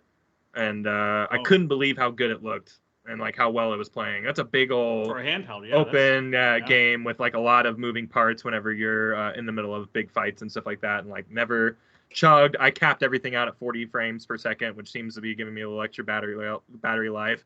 And it kind of maybe stops some of that fluctuating of mine too. Mine's right here. Yeah. Oh, I dropped it now. Physical comedy, guys. Hey, all right. Hey. So yeah, I'm really enjoying tinkering with it. I've had a lot of hacker man moments where I'm like, I think I'm gonna go to desktop mode and download the new Photon or whatever. I have not had any success in that working any games any better. People online swear it up and down that if you run it like in other Photon launchers or whatever, like your games will run better. I haven't experienced that. Maybe I don't know enough about it, but I'm still booting up in what Steam automatically boots it up in. I don't choose a mode or anything like that. I did tinker around with that though, and the most hackerman thing I did was essentially this is what I ended up. I learned this is basically what you're doing. I wanted to play Xbox Game Pass on there. I told you guys about this. It's only really the cloud versions what's available to you, unless I'm sure there's other ways to do it. But so anyway, basically what it is on Steam, there's a shortcut icon that now looks like a game in my list of games. It's just kind of its own little Xbox icon that opens it up in a full screened browser that doesn't look like a browser. It looks just like a dashboard for Game Pass. And then I launched the cloud from there. So the way that they walked me through the setup felt kind of Hackerman-y because you have to type in all this random stuff and then run this. I was like, this is nerve-wracking. You're in the code, right? I've seen screenshots. Yeah. So You have to do probably 2 or 3 things where HTML, you're typing in a lot of very specific, essentially actions for Linux to run. And then once it runs it, it's like, just have it run that. I'm like, okay, I hit enter, and nothing seemed to happen, but I believe them. And then when I went back to Steam, there it was, and I just had to swap in some icons so it wasn't a gray box. And it, like Kyle said, you do kind of feel a little Hackerman-esque, but for all the things that I think Steam Deck needs to improve on, I'd love to see them add the ability for things, at least an option to download while sleeping. You know, like if I'm going to have it charging up anyway, I'd love things to download and update while it's sleeping. Yeah. So to me, that's a pretty big oversight. I'd love for them to fix that. And then there's some other things too. I feel like maybe the ability for there to be a community vote on whether or not something works, like a community verified or something like that. Yeah, not official. I want a different icon. That can be just like a person icon. Yeah, it doesn't like have to be community, like 90% say this is verified, or whatever that is. Kind of like the. I would love there to be some sort of like community-driven rating, like how hard it is. I think that would be great. That for all actually the little drawbacks, I feel like it's still just so.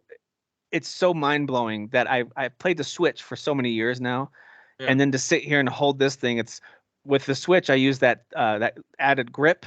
I don't know if you guys use that, but so it feels roughly the same. No, I just used it as it came. Yeah. So I use the Switch with this added grip, and so it feels roughly the same size as the Steam Deck, about the same weight with that grip and everything.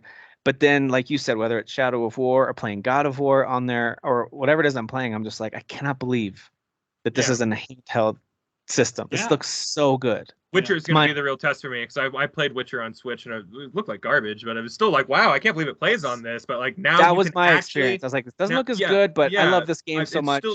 It's still black magic that they got it working on the Switch to begin with. But like now I can actually play The Witcher without a lot of concessions, other than like maybe I can't play the 4K. That's why everyone's just like Nintendo, like get your shit together and make a Switch HD, because it's possible. It's literally. You know what's interesting is because this is a much smaller resolution. This screen is, I forget the exact pixel counts, but it's a much smaller resolution. Like 800p instead so of it allows the system to focus in on performance and that kind of, and so like, and that's why things I think look really great, because you don't on 4K on a little screen isn't going to look like that much different. And you can't even do 4K on a little.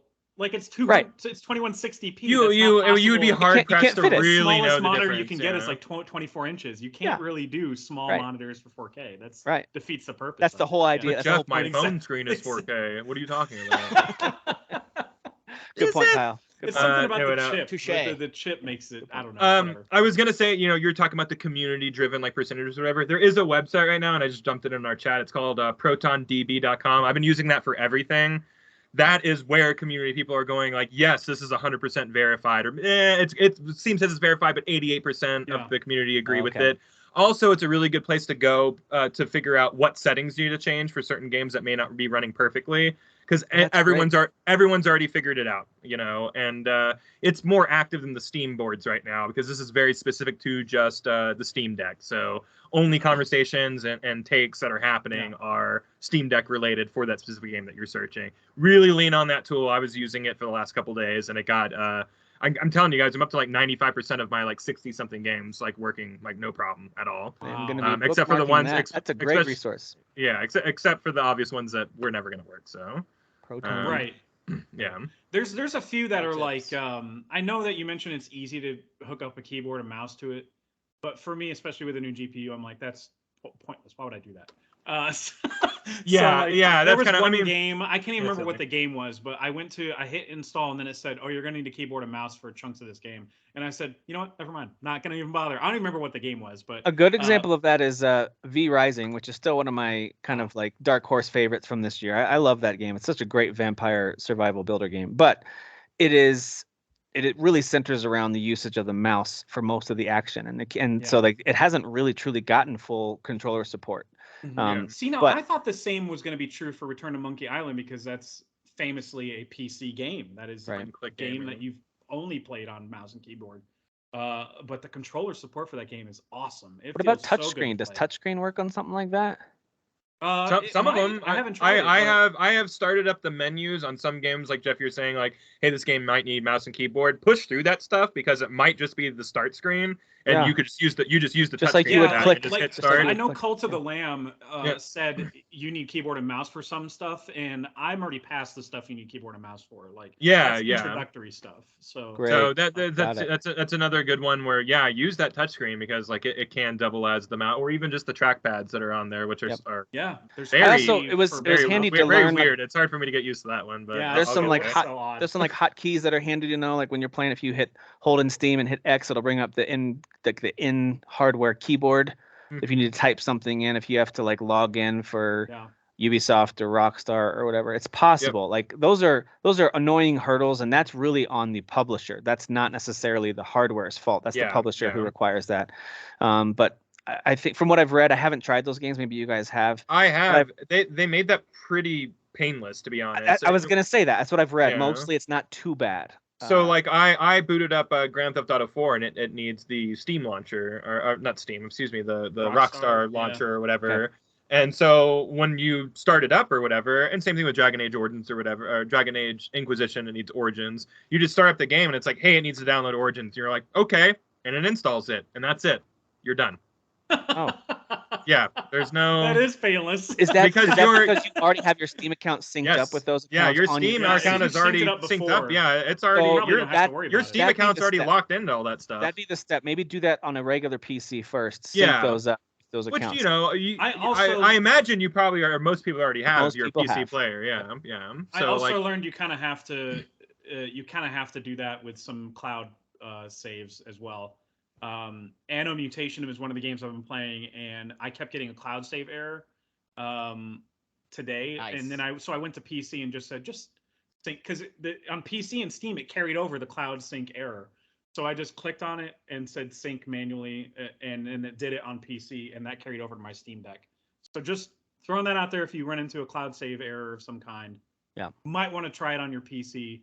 But I don't know what else I could have done to fix that. I really don't. Like uninstall it, reinstall it.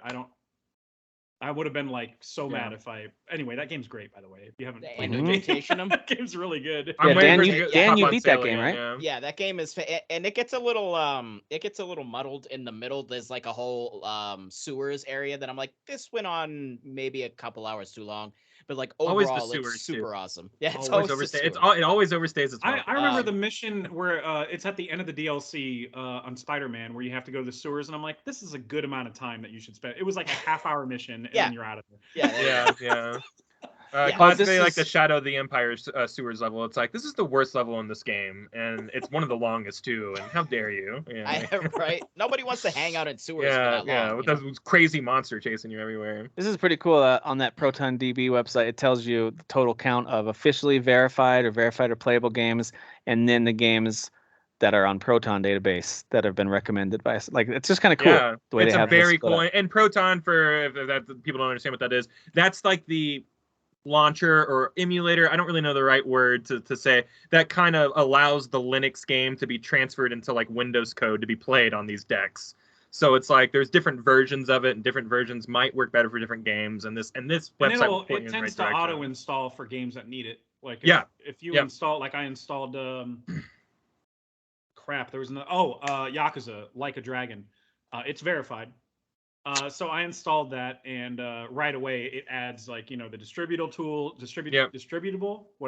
tools, and it adds a Proton launcher, and it's like a different version because some games need different versions of the launcher. I just looked on this website that Kyle sent. It actually says Proton's a tool that was released by Valve Software, so they released it as an open source. Okay. Yeah, I think the idea is it's open source for users then to go in and. Well, this is the greatest thing that they've done, and it's kind of a page out of like Bethesda's books. It's like, we launched a broken game, you guys fix it. Like, here's all the tools or whatever. Like, and Steam's doing it in a less Steam's doing it in a less creepy way. Where it just works. Where it's like, hey, we gave you here's a good foundation, guys. If you want to help, here are all the tools. Let's get some of these games working together. That's probably why That's probably why they opted on the OS being Linux, because yes, I think so there's too. so many coders with that OS. And apparently I am not the guy to talk about this, but like going down the rabbit hole of like learning the code that like switches the language from Linux to Windows, whatever that is. I think that is the Photon or Proton.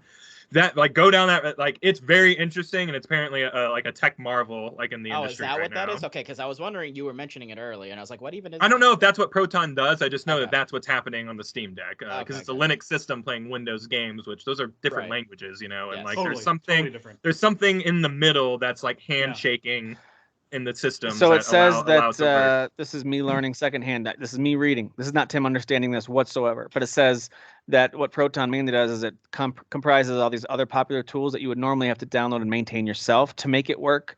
They name things like Wine and DXVK and others that you would have to maintain yourselves in order to make Windows programs run on Linux. Okay. And this just kind of is like that. It's like a package of programs that just helps it all to work just by hitting play. And I'm like, cool, that's all I needed. Just make it work. Yeah, this is a case of it just works. You know, this is it really is. It actually does work. I have to shout out a game that I played. That there's actually 2 games that came out last week that I played on the Steam Deck.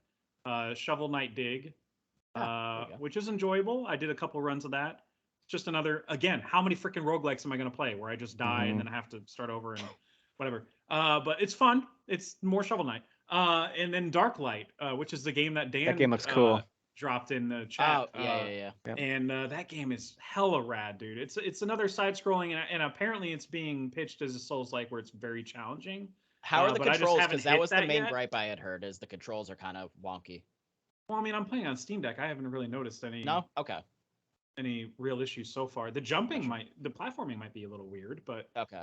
You figure out where some platforming games have like you can only jump up in certain whatever. Whenever the railing's a certain color, you can jump up there. Gotcha. So I don't know. I haven't really had any problems with the actual gameplay. Okay. Not so far. There is a stamina in it, and I think that might be the element that's Souls-like, where you can't just mash melee. You can't just mash your gun. You eventually run out, and your drone that lights your path will just power off momentarily, and that happens. So I guess that's the Souls-like element, is like having to manage your actions. Gotcha. But yeah, otherwise it's really cool. It's got a cool cyberpunk vibe to it, and Cyberpunk's in, man. Yeah, it's the whole aesthetic is in. Reminds me of that game that Loopmancer, the kind of the vibes of that game. Yeah, color-wise, except it's all dude, have dark. you guys played Loopmancer? I'm playing it on my deck. It's fun. Boy, that is a great game. Yeah, that game is so really addicting too. Like you're like, let me do one more. Let me do one more run, and he just I goes love in a this. circle. Like I just blasting people with a gun, like, and then pulling out your sword. It's just I don't know. I really like it, and it feels good on a controller. So yeah, so good. So I think Loopmancer's better than Darklight, but Darklight is still pretty good for what it is. I think it's a $17 whatever game. That's how much I got it at, and I think it might have been a crowd funded. I'm not sure. I'm not 100% on that. But I don't think it's AAA or anything. So, for what it is, good job. Loopmancer is the one that Jeff, you were the first one that told me about that one. I think because you played the demo way back when. Okay, yeah, that game is sweet. All right, I do have one more feel-good deck story. So like Bully on Steam, if you try and play that with a controller, or just even at all, it's just a really bad port on Steam. It's a game that was made on the Xbox consoles and. Just didn't port well, classically. Port well to the series. What did I play it on? PS5. Might have been PS5. Didn't port well there either. Oh, that's a shame. But like there's all sorts of auditorial issues and stuff like that, and like you can just go to the comment section on Steam and it's a mess, I picked up the game anyways because I really enjoy it. And I think it was like $2. Downloaded that on a whim on the Steam Deck. None of those issues exist on Steam Deck. Controls just fine. No auditorial issues. It literally runs better on Steam Deck than it does on an actual PC. It's so crazy. And I've actually seen this story for other games that I will never play or can't even mention the name of or remember the name of. But like I've seen this happen to other games online as well. So if there's a game you're hankering for, I'm interested in Jade Empire because that's another one that's like a really bad port on Steam. Would that suddenly run really good on deck? I don't know. Yeah. So I'm interested to see if I that ever goes on sale, I might pick that up and just try it. But like those Cinderella stories exist out there. So if you have, really cool. Awesome. if you have a game that you're sitting on that just like played like poo poo, maybe try it on the Steam Deck. So it sounds like Tim and I are kind of using our decks similarly in that I know you played Spider-Man on there. I did. Arkham Origins isn't a slouch of a game or anything, but I'm mostly focusing on smaller games like indies and stuff like that for handheld purposes. And the Steam Deck is nailed. And I feel like the indie selection is even, no knock against Nintendo. I feel like it's even better than what it is on Switch, and that's primarily what I use Switch for was indie games. But it's just a deeper because anybody can put a freaking game on Steam, like anybody. It can be. Well, if you look at some of the eShop games, I was gonna say it's the same thing with Switch though. That's true. It's a good they point. say yes to apparently everything. Nintendo says yes a lot too. Yeah. They're like With gas some of those station pumper. You just some of those game titles are just SEO bait. They're just trying to get like search terms to like. I think there's a cop simulator that kind of made me go, this is such an SEO game. Like you're quite literally. There was a TikTok I saw somebody playing it, and it'll tell you when your shift ends and stuff, and you'll just walk straight. You'll have to walk in and clock out, and like it's literally a simulator of being a cop. And there's one part where this TikToker was so funny. He pulled somebody over, was in the middle of giving him a ticket or something, and then it said your shift is over, and he goes, "Oh, never mind, you're free to go." I'm clock. So he just walks away, and then somebody like runs up to him from on the sidewalk and is like, "Can you help? This building's on fire or something." And he goes, "I'm off the clock, ma'am." And he just keeps walking. Call someone who's working right now. The game looks so cheap, but I lost my train of thought on that, how I got there. But anyway, the game looks dirt cheap, but really it's an SEO game. It's an SEO type game, where I'm like, of course you made this. Yeah, I think the Game Scoop guys call it Nintendo's seal of quantity, not quality anymore. Yeah, it's just like that's clever. I like that. But it is clever because it's true too. Yeah. Very. Speaking of Batman Arkham Origins, quick update on Backlog games, and I know this might be a little different week, especially for those of you who got new hardware. That can kind of interrupt whatever your plans were. But I did finish finish Batman Arkham Origins, the main game, and the main story DLC. There's a couple different chunks of DLC, but there's really only one main story DLC. It's called Cold Cold Heart, and major spoilers that it's about Mr. Freeze. And you guys probably couldn't have guessed that. Because he's cold. Oh man. Yeah. I thought it was a Catwoman thing. It's it's good. It's a separate little story. It's almost just like having a mission chain within the main game. Like it's not it's like an hour and a half maybe of gameplay with a couple extra features here and there, but not a ton. And it's a much smaller version of the map they keep you confined in. But I finished that game and it says I'm only like 39% through, and I thought I did a whole bunch of side stuff, but I guess not. There's so much Riddler stuff that I left. I was like, I don't want to find all these things. That's me with Riddler. Every Batman game. Yeah. I just leave so much Riddler stuff on the table. I'm just like, so much of that. Yeah, stop doing it for the 4 people who enjoy that. I'm so sick of that. Like seriously, right? Honestly, a few of them I spotted, and I was like, I'm gonna see if I can get to that, and I got it, and I felt good. But then it was like that was one of 1,000, and I was like, I don't want to do all these. No, thank you. Nah, Riddler can go to hell. So, no one cares, Riddler. Overall, that game was quite good. I see why it isn't quite as beloved as the other ones. It's got just enough lack of polish and just enough jankiness at moments. I'm like, yes, this is not quite up to par with the one how I remember Arkham Asylum and City being. Yeah.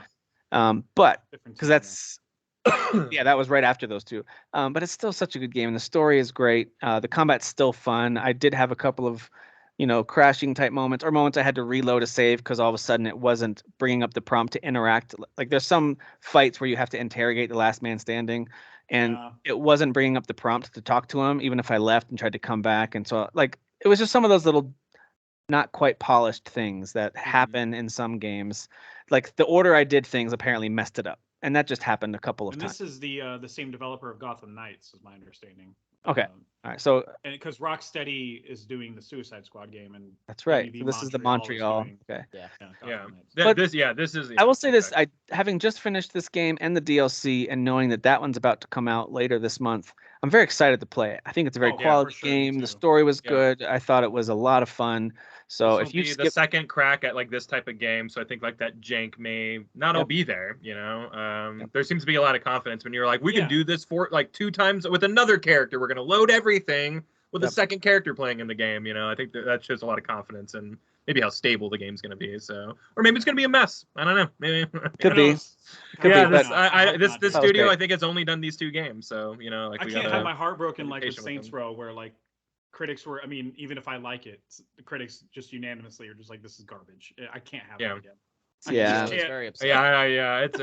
It's painful. Yeah, It is we'll never painful. get a Saints Row again because people. I know. Because people. Because everyone said it was a hipster game, right? Yeah, or something. I don't know. Oh, So- woke Saints Row. It's just Not kind of really, dumb. Oh my though. gosh. I'm like, Not really. yeah, it's not Shakespeare, guys. I mean, that is Saints such a Row being crazy, dumb. Get out of such here. a crazy reach. Whatever. I know. But yeah, so that's why I'm kind of like, all right, do I want to check off a couple games off the list before the other big games hit? So that's kind of what I'm poking around a little bit. Stuff like Jack Move and other games. I'm like, maybe I want to finish this or that. So we'll see what I play over the next couple of weeks. Dan, have you played Fable recently? I have not. Fall off that train. I didn't fall off, but I'm chasing after the train. I'm like, hey, You're wait, chasing. hold on, yeah. But I'll finish it Sir, because wait, it's not have a super heart. long. And Are you again, playing it it's- on PC? Yeah, I am. So that's Okay, cool. kind of why, because usually then like I'll go out there and play, Diofield, for example. I want to sit on the couch, and Yeah. that is Yeah. why ultimately PC gaming is not always going to be my. Yeah, go-to, you it's sabotage just not. yourself. I hear you. Yeah. I got Yeah, you. yeah. I like to sit on my ass and play video games. What's that? Did you say sandwich? I like to sit. I like to sit on my ass. I said sabotage. So you're playing that on? Do you have Game Pass, right? Yeah, I do. Yeah. Aren't the Fable games all on Game Pass? Are they? Yeah. Really? They're Oh, 'cause Microsoft games. Yeah. So you okay. know what? It might be when I check. Maybe I checked on PC and it's not on Game Pass PC. Probably Let me not. look. Let's I'm have a sorry. look. So Probably then not that's Game Pass PC. that's Have a probably look. why. See. That's Uh, probably why. There's Bug Fables. There you go. See, damn, that's what you were playing, right? The Bug Fables. There I you thought that's go. what we voted him, Guys, right? which You might Fable have am I been playing supposed to play? You've Which been playing the Fable wrong am I Fable, supposed to Dan. play? Yeah, Bug Fables anniversary. So it's not Um, on there? Maybe not. I guess, are there not a lot of 360 Xbox era games on Game Pass? On PC, I don't think so. No, or on Game Pass even, just in general. Oh, on Game Pass, I remember seeing a ton of Okay, 360 okay. games on there. On when I'm on the console, but when I'm on PC, it just feels like the selection's a little more limited in terms of old games. It's fine. As far as I mean, because obviously this game is shorter than Mass Effect, so Mass Effect will be like a slow burn. Oh, I thought that already burnt down. Yeah, I was gonna say you don't have to play that. You don't have to I don't- pretend like I don't you like don't to have to. You don't have to pretend like you're gonna play that. I liked it enough where I would go back. I did like finish the main story of that first planet, so I did do that. Now who's being nice? You know? yeah, for real. But this game isn't super long, so I could. No, could see Fable's not a myself, long like- game. And I do want to play the It's second not. and the third. So It's Second got one good is a- pacing too. There's never a time where you're like, oh, I just have to stop and grind for an hour. Like that's not the Sure. type of game this is. Yeah. yeah, exactly. Another side quest. Oh my god. Yeah, It's not like yeah. that. It's not like in I have to Cyberpunk where, fart on another shop owner. Ugh. It's like in geez. I haven't Cyberpunk, I farted on kept enough getting shop side owners. quest after side quest. And I'm like, can you stop? I have OCD with this. Like, Yeah, it's even worse in Cyberpunk because they call you. I'm like, I didn't even go to you. Stop. Like, you're Stop. bothering me while I'm doing other stuff right now. Like, Right. It does feel kind of cool though to check those off the Linger. list. At least to check them off the It list does. of games I plan to play. Like, let's say that if you have a backlog game, you finally get 3-4 hours in, you're like, you know what? I'm truly not going to play any more of this. At least you can cross it off the list of I need to play. that feels Yeah. good. So it feels good. Yeah, you're playing that. enough where you can start altering those. For me, I kind of selfishly only picked games that I know I wanted to play start to finish. I didn't want to just try them out to see if I liked them. So like Sleeping Dogs and Arkham Origins were both games that I knew I would play all the way through, and I'm so glad I finally crossed those off the list. It felt really good to do that. Jeff, have you played any more Spec Ops: The Line? Yeah, I played a few more chapters of it. I think I'm more than halfway through now. I got to the part where they started using white phosphorus, and Yep. That's the part right there. That's the part, man. That's the part. really let uncomfortable. me tell you something, brother. So it's not just. Let me Let me tell tell you you something, dude, about white phosphorus, bro. Yeah. It crackles and crickles all over. And that's a shoot, literally. And that's a shoot. So like, Damn. there's a part where like, I want to say it's like the chapter right where I left off when we last talked about it, chapter 6, where white phosphorus had gone off and you're kind of walking through the clouds and stuff. And I'm like, oh man, look at the devastation. You already see the devastation. And then there's a later chapter where you have the option to use it against an army that you need to get across. Yeah. I chose to do it because I was like, I don't have time for this. So I just used it. I don't have time for this. And then you Yeah. find out, oh, these are like civilians and shit. Yeah, It you was just murdered a bunch of horrible. people. Yeah, exactly. Oh, Whoa, hold on there, dude. Now that right there, that's a work. Hold on a minute, dude. And then Jeff's like, "Hey, mission accomplished, guys. Mission accomplished." Yeah, high fives. All his three other buddies. With the banner. Three other buddies are like, dude, what the? Yeah, no, they are. They're literally. Yeah, like, they are. What the hell is? What are we doing? Yeah. And Nolan North is just like, we should probably leave, right? We should probably get out of here. Yeah. Not even dwelling on it. He's just like, we should go, right? We should probably. Yeah. Get You out know of what, dude? That story goes places. You're gonna have It does, man. It's you're gonna dark. have a good time by the time this I game already wraps don't up. like the things my character is doing. It's been very Yeah, pleasant. It's right, like yeah. a Last Just- of Us type feeling. It's Remember all the things that you're doing. You know? Yeah. Yeah, I know it's gonna come back to bite me, honestly, at this point. But whatever, it's great so far. It's still I'm so again, glad still plays everyone's. pretty good for being an older glad game. y'all- still yeah, I'm plays glad pretty y'all good. are enjoying your A lot games. of That's awesome. those characters won't remember that, so you're gonna be fine. They won't remember that because they're dead. gone. Yeah, they're gone. So like I did try it on Steam Deck, and it's kind of the same thing with the Switch, where I just don't really do shooters well with a handheld. I don't know. Yeah. That makes I just sense. can't really No, see well. Like I need to be able to see really, really far in the distance. That makes see sense. Snipe. Yeah. Have you guys figured out the gyroscope thing with Nope, it? don't care about Uh-uh. that. Nope, not gonna do No, that. no, don't care. Don't care. Nope, don't care. Don't even talk about it. Too My many, bad. too many things out there that you waggle You don't. and move You don't around. have to do anything special. All you do is you let your right thumb literally just rest on the analog stick, and then you can just move it around. Oh, get out of here! That's And pretty cool. I don't know if it works for every game. It was working for me for Spider-Man, and I couldn't figure. I was like, why is gyro working sometimes and sometimes not? And I just realized like, oh, my finger was just resting. There's like a sensor on the Interesting. analog stick, and I could look all around. It was I really like that activation. Wow. That's pretty cool. But- That's the Aperture Desk Job demo that's specifically meant to show off Steam Deck. There's a part in there where they want you to do that. They want you Gotcha. to hold down. I need to and play that. Move it around. So do I. And So do I. and I Yeah. couldn't fit because I played it on regular PC. There was no way for me to do that, so I just figured out a way to move past it. Gotcha. Okay. It's really good though. It's really funny. It's half an hour. I'm actually gonna download that now while we're talking. Yeah, I never Um, downloaded. I didn't try that one out just because I was trying to get everything else to work, and I should have Right. broke it in that way because I know that acts as a good tech demo for the hardware. It is very purposefully a demo of like all the buttons and stuff. And Valve So- knew what they were It was doing. very They're like, funny. "Hey, we're gonna use that thing that you guys like, you know." So Kyle, did you have time to keep playing some Binary Domain? So I wanted to play it on the Steam Deck, and it was one of the games that was really resistant and wanted to work. It was like, I don't know if I want to work on this, and I'm like, you're yeah, gonna. you do. You're gonna. Proton, the website was really good for that, and I forced that bad boy to work. So I have to, because I was playing it on Xbox, and got through the first hour again for maybe Got the 10th time in my life at this point. So crazy. But I am gonna keep on playing it. I just had to play the first hour to get to where I was, so I can keep on playing it on handheld because I have a feeling I'll be able to chip away at it more. And once you did all the work to get it to work, how's it running on Steam Deck? Great, it's running really good on there.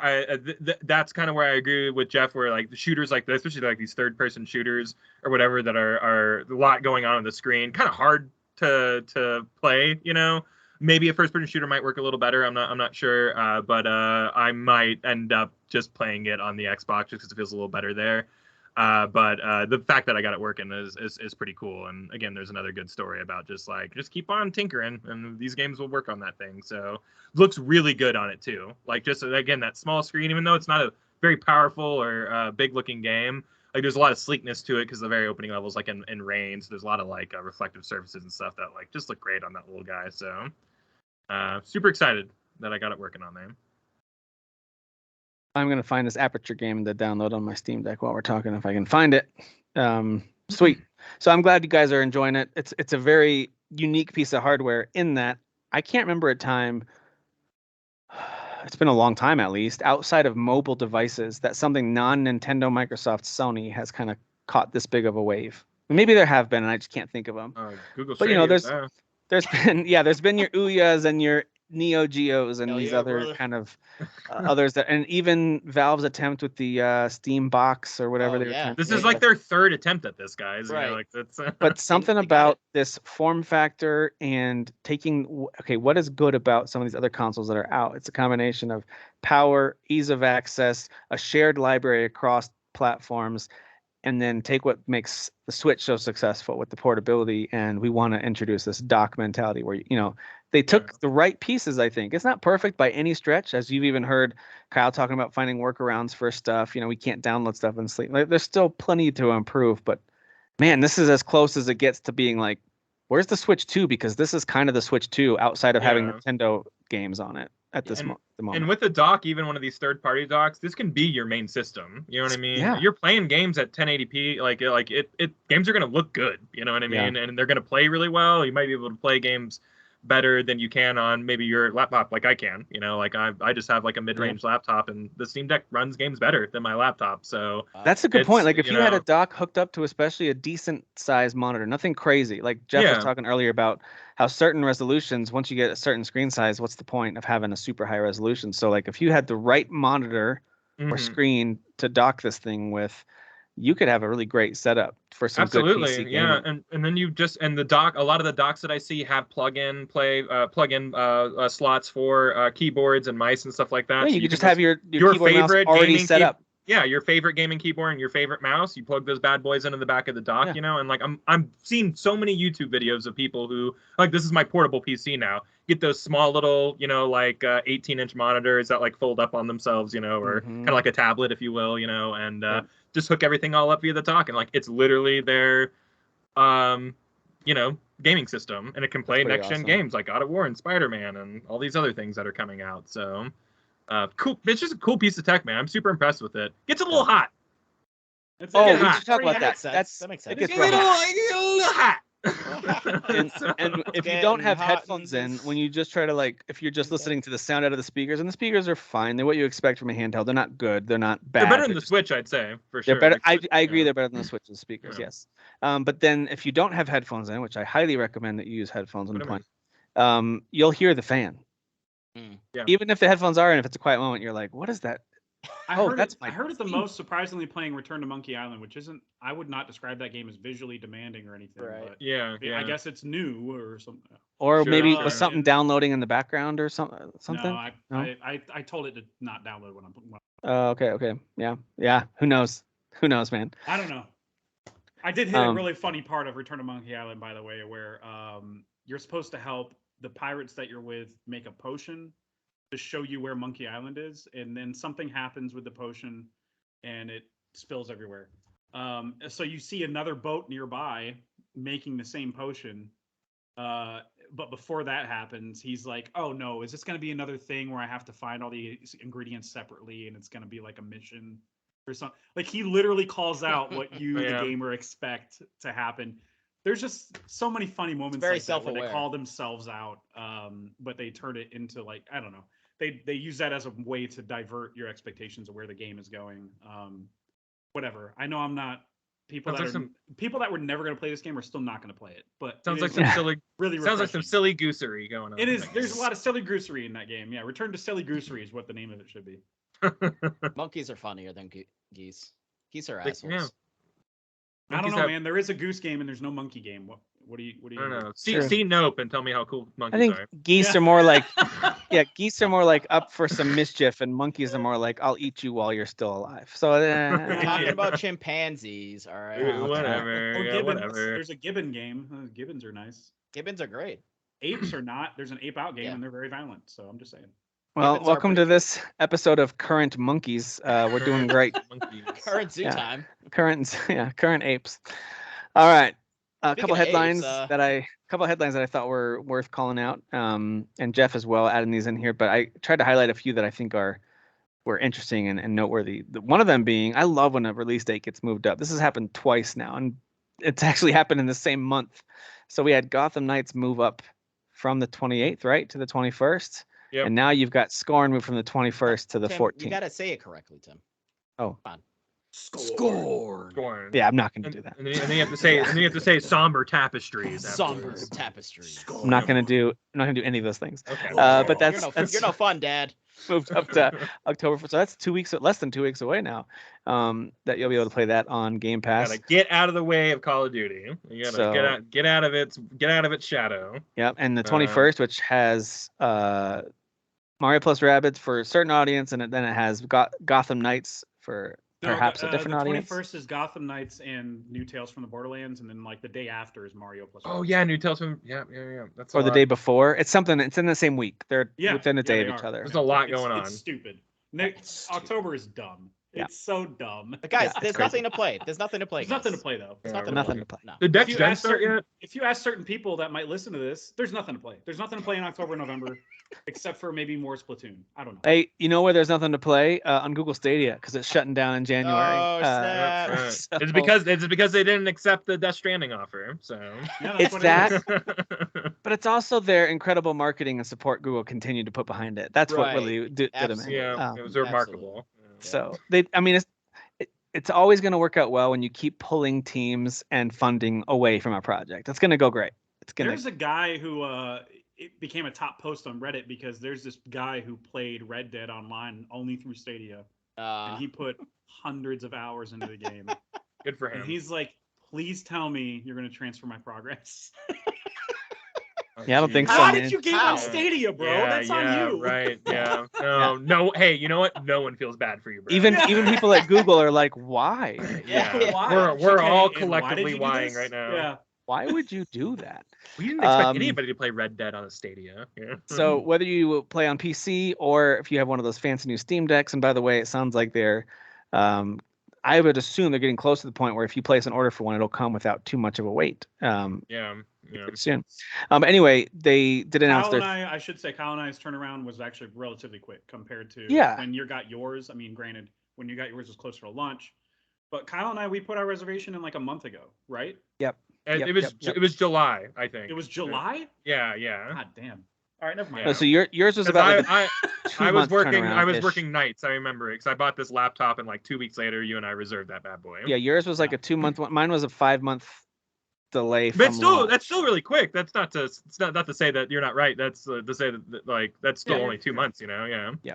They could be up. There were many articles saying they were upping production. Yeah, they're saying their production is like everybody who's ordered one's getting one in Q3 or Q4. By this point. So pretty much. And I don't really want them to work necessarily on the follow-up hardware device, but I love the idea of them releasing. Yeah, no more, no Deck 2. It's just this is no Deck 2. But just release a dock improve first this before one. you go with Deck 2. Are you kidding me? Yeah. Improve this one. Give us some new features. Help it to like optimize its heating capacity. All those things. Like improve this one as much as you can. Anyway, so with that, we've got the dates for their next 3 sales. I saw this, but Jeff had already added the 2. So their first one is going to be, they're basically around the next 2 holidays. So you have the Thanksgiving week sale called their Autumn Sale. So that's November 22nd to 29th. Is it Steam or? Steam sale. Okay, yeah. Gotcha. So mark that one down. There's going to be a lot of money spent, at least by me, for sure. Oh, I'm literally throwing it in my mouth just thinking about it right now. Yeah, it's like I'm gonna get all these games I already own on other systems like Cyberpunk and Red Dead and God of War. Buy all of I it. can all buy them, play them on my dumb. I'm gonna buy all of it. My dumb not Switch. Whatever the not Switch. That's the new name for it. Switch, the Valve not Switch. But whatever you don't get during Thanksgiving, you can get 1 month later because the winter sale will be December 22nd through January 5th. And I remember that too. Like during Christmas break, everyone's just kind of sitting around relaxing and just overbuying on the Steam sale. Like every time. It's all the things you talked yourself out of not buying in November. 30 days later, creeps back around on you. Comes haunting. Are you sure? Listen, these Steam sales are always so intriguing and so mesmerizing that I've even purchased stuff from my Steam account when I didn't have an active PC to play them on. I was like, I'm just going to buy it for when I get one. I know I'm going to get one, so I'm just going to buy this for my account. I'll do that forever going forward because I know I'll always have some sort of PC now. So, something. Yep. And then there's the spring sale in March. So, but they're all they about. Used to have one at the beginning of the year ish that was called Lunar New Year, and they're replacing that with a spring sale. I'm okay with that though. They're you can only do pretty much sales. the same. It's you don't want them too bunched together. Yeah. And guess what? Every week these games are on sales, guys. So I know. There's a ton of sales all the time. It's a big WB sale right now. Like there's always something that makes me go, oh yeah. I literally got Publisher that sales, Shadow of War game for like $8. You know what I mean? Like it's well, the problem is that's the more recent one. Yeah. The problem is you combine what Steam has natively through their store. A lot of times they'll have great deals, but then if you just jump over to something like CD Keys or Green Man Gaming, You might not find it for cheap, and that happens to me too, where there's not really a good discount. And sometimes you find it for crazy discount. It's like, oh my gosh, this is $1. I have to buy it. Like, right. Yeah. $1 for a dollar, GTA yeah. 6. yeah, I'm buying it Yeah. for GTA 6. The Totally leaked legit. version, the leaked version right now. Totally the legit, version. you guys. Totally legit. With the code and running and. Okay, yeah. So listen, Sackboy: A Big Adventure. Speaking of PC games, is coming to PC October 27th. So At this least- was the PS5 game. Yep. Oh, People okay. really like this game. Yep. I'm pretty sure it's PS5, right? A Big People, Adventure. yeah, Yeah. people like Yeah, this yeah. one. Well, PS4? No. This I think is it's fine. This is a PS5. 5 This is launch a new game. one. There was a 5 Was launch it? game. Okay. Yeah. It's So- already been how many years? I don't even know.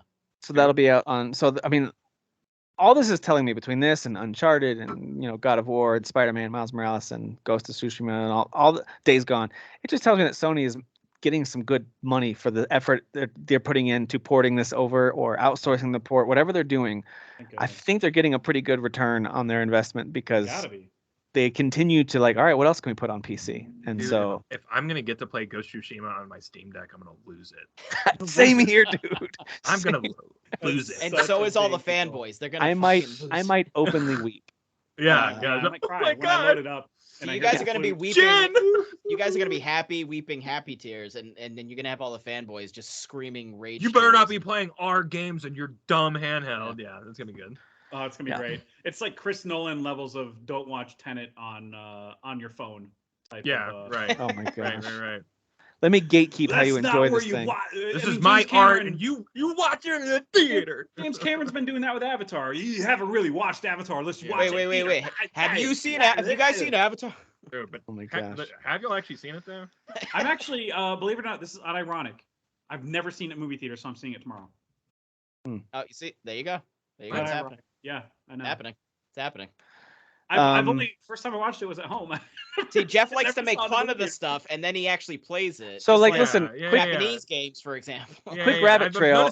Noticing a pattern here. I am too. I want Quick to rabbit trail, see though. what these freaking whiners, or not whiners, but these little weirdos are talking I about. swear to how God, good if it is. your mind changes, I'm never talking. to I you. don't expect it to. I expect to be like, Never. wow, the visuals are really impressive, and then be like, yeah, the story was ass or mediocre. Yeah. It's basically Pocahontas. I mean, it's what it is. It's just Yeah, That's Dude, not it's- and that's not its problem, in my opinion. Because that's a good template, you know. Like, it's not a bad template to tell a story. But you yeah, know? I'm seeing it. I'm glad you in said the that, Kyle, way because that- part of me is like, well, yeah, the story's been told, but you know how many movies we watch that we like that the story's been told? It's just, yeah, Right. Right. is it done well? And I would Yeah, argue, yeah. no, it's not particularly done well, but it's not a it's specific not about thing. that either. I think that it was obviously a visual, you know, like Yes. movie, and it is about experiencing it, like Yes. this world and whatever, and like all the other stuff is kind of ancillary, you know. And But it's that's also okay, it's yeah. also okay, I think, my personal opinion, Sure, to sure, not hate it, but also not think it's amazing. And there's a weird Yeah. gray Sure. area that people feel like, oh, you don't hate it, so you love Avatar. Like, Right. no, Yeah, I just yeah, don't. Well, that's yeah. the case I with don't anything, hate right? it. that's a. But I don't love it. I make- The today's I real sickness. actively question make is, fun have of it, you like, seen I- Avatar?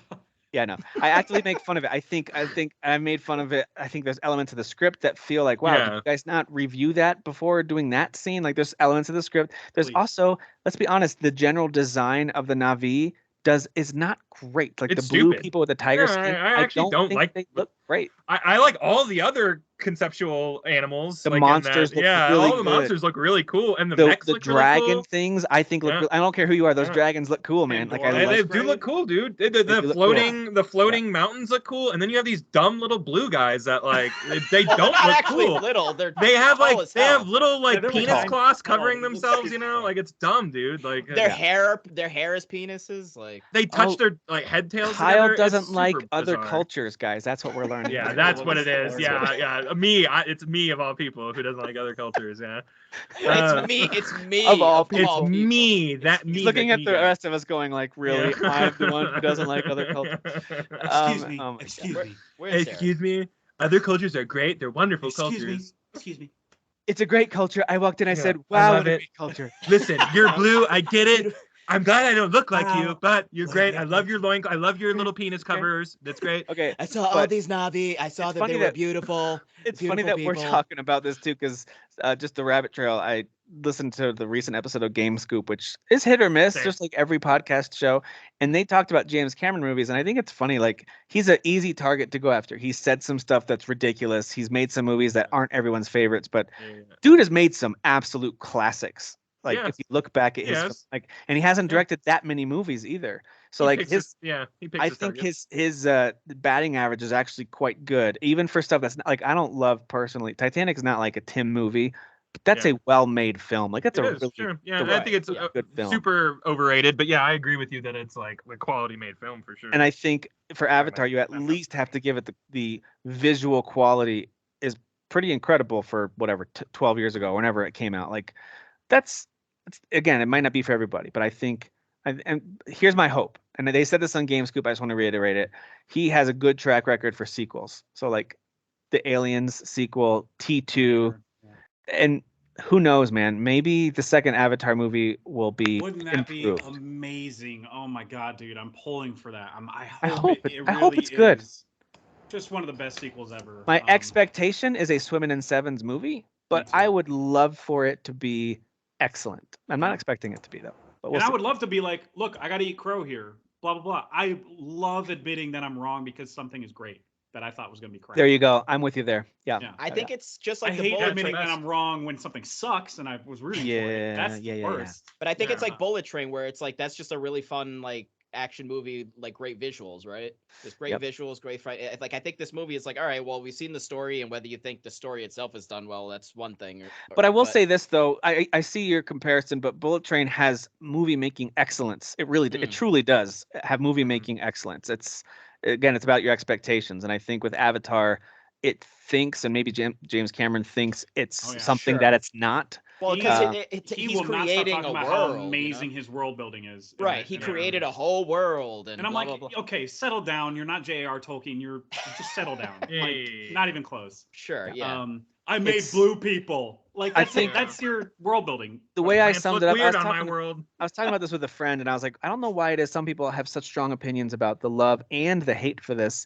And I think it's just because it's a shallow movie, and that really bugs some people to the point where they can't let that piece go. And I'm like, I'm actually okay with it being shallow. I would love for it to be better. I wish it weren't a 7 out of 10, but that's what it is, and I enjoyed it. Right. And some people hate it with such a passion. I'm like, what? Oh, it's because it's so shallow, and it's talked about like it's so deep, and that bothers people. And I think It's that's like part of me it. with Snyder movies. Like it's not that deep. They're freaking stupid. Settle down. Like it's Yeah. Well, I mean, my I don't know, man. Yeah. Him and Michael Bay. Right? My fascination with the Avatar thing is that like people talk about it like it's the most popular thing in the entire world, but like if it was, like your kids would be wearing T-shirts. Sure. Like your kids would have like maybe this is a 90s term, but like lunch pails and like thermoses, like with their, you know, and that didn't really happen or whatever. Phone cases so like or I feel like they're, and again, this is not like hate or anything like that, but it's fascinating to watch like what people remember of it in their heads and like what it actually is. It didn't, and it hasn't long term bled into pop culture the way that something like Star Wars has at all. Of course but not. in James Cameron's head, he's like, of course it has. I mean, and yeah. And that's the other thing is like it's beaten over everyone's head because they're like, 9 years later, they're like, well, everybody really wants it, so we're gonna make a whole theme park about this, and like the numbers of that theme park are really bad. No one really cares. Right. So it's just like everyone keeps on telling you, no, this is an important piece of pop culture and everything. And I'm just like, I don't know if I'm convinced of that, but so that's, I guess that's the part I always latch on to. I hear you, man. When we talk about latching on for stuff, him to make these sequels and actually them be better and expand. I think Tim brings up a really good point where he has a great sequel batting average. Right. I think that's a really interesting thing to lock onto when like going into watching this movie, and also expectations big time, because you're talking. Yeah. Again, everyone's going into this going like, this is the sequel to the biggest movie ever made ever, and it's like biggest in terms of box office. Yeah, in terms of box office. Yeah. Maybe even I don't know. I would love to see what the budgetary, and maybe it's not the most expensive, but like all the cameras and all the work that going. I'm sure it's a very expensive movie. Very expensive. I'm sure the sequel's even more. If you look at time as a resource, it's definitely the most expensive movie ever. Oh man. Yeah. He has spent so much time making this movie. Sure. Yeah. I remember some folks comparing it to like, hey, this is the Star Wars of our time. Like it's the beginning of something, whatever. Yeah. And looking back, I guess it's now been over 12 years, right, since that first one came out, maybe almost 13 years since the first one.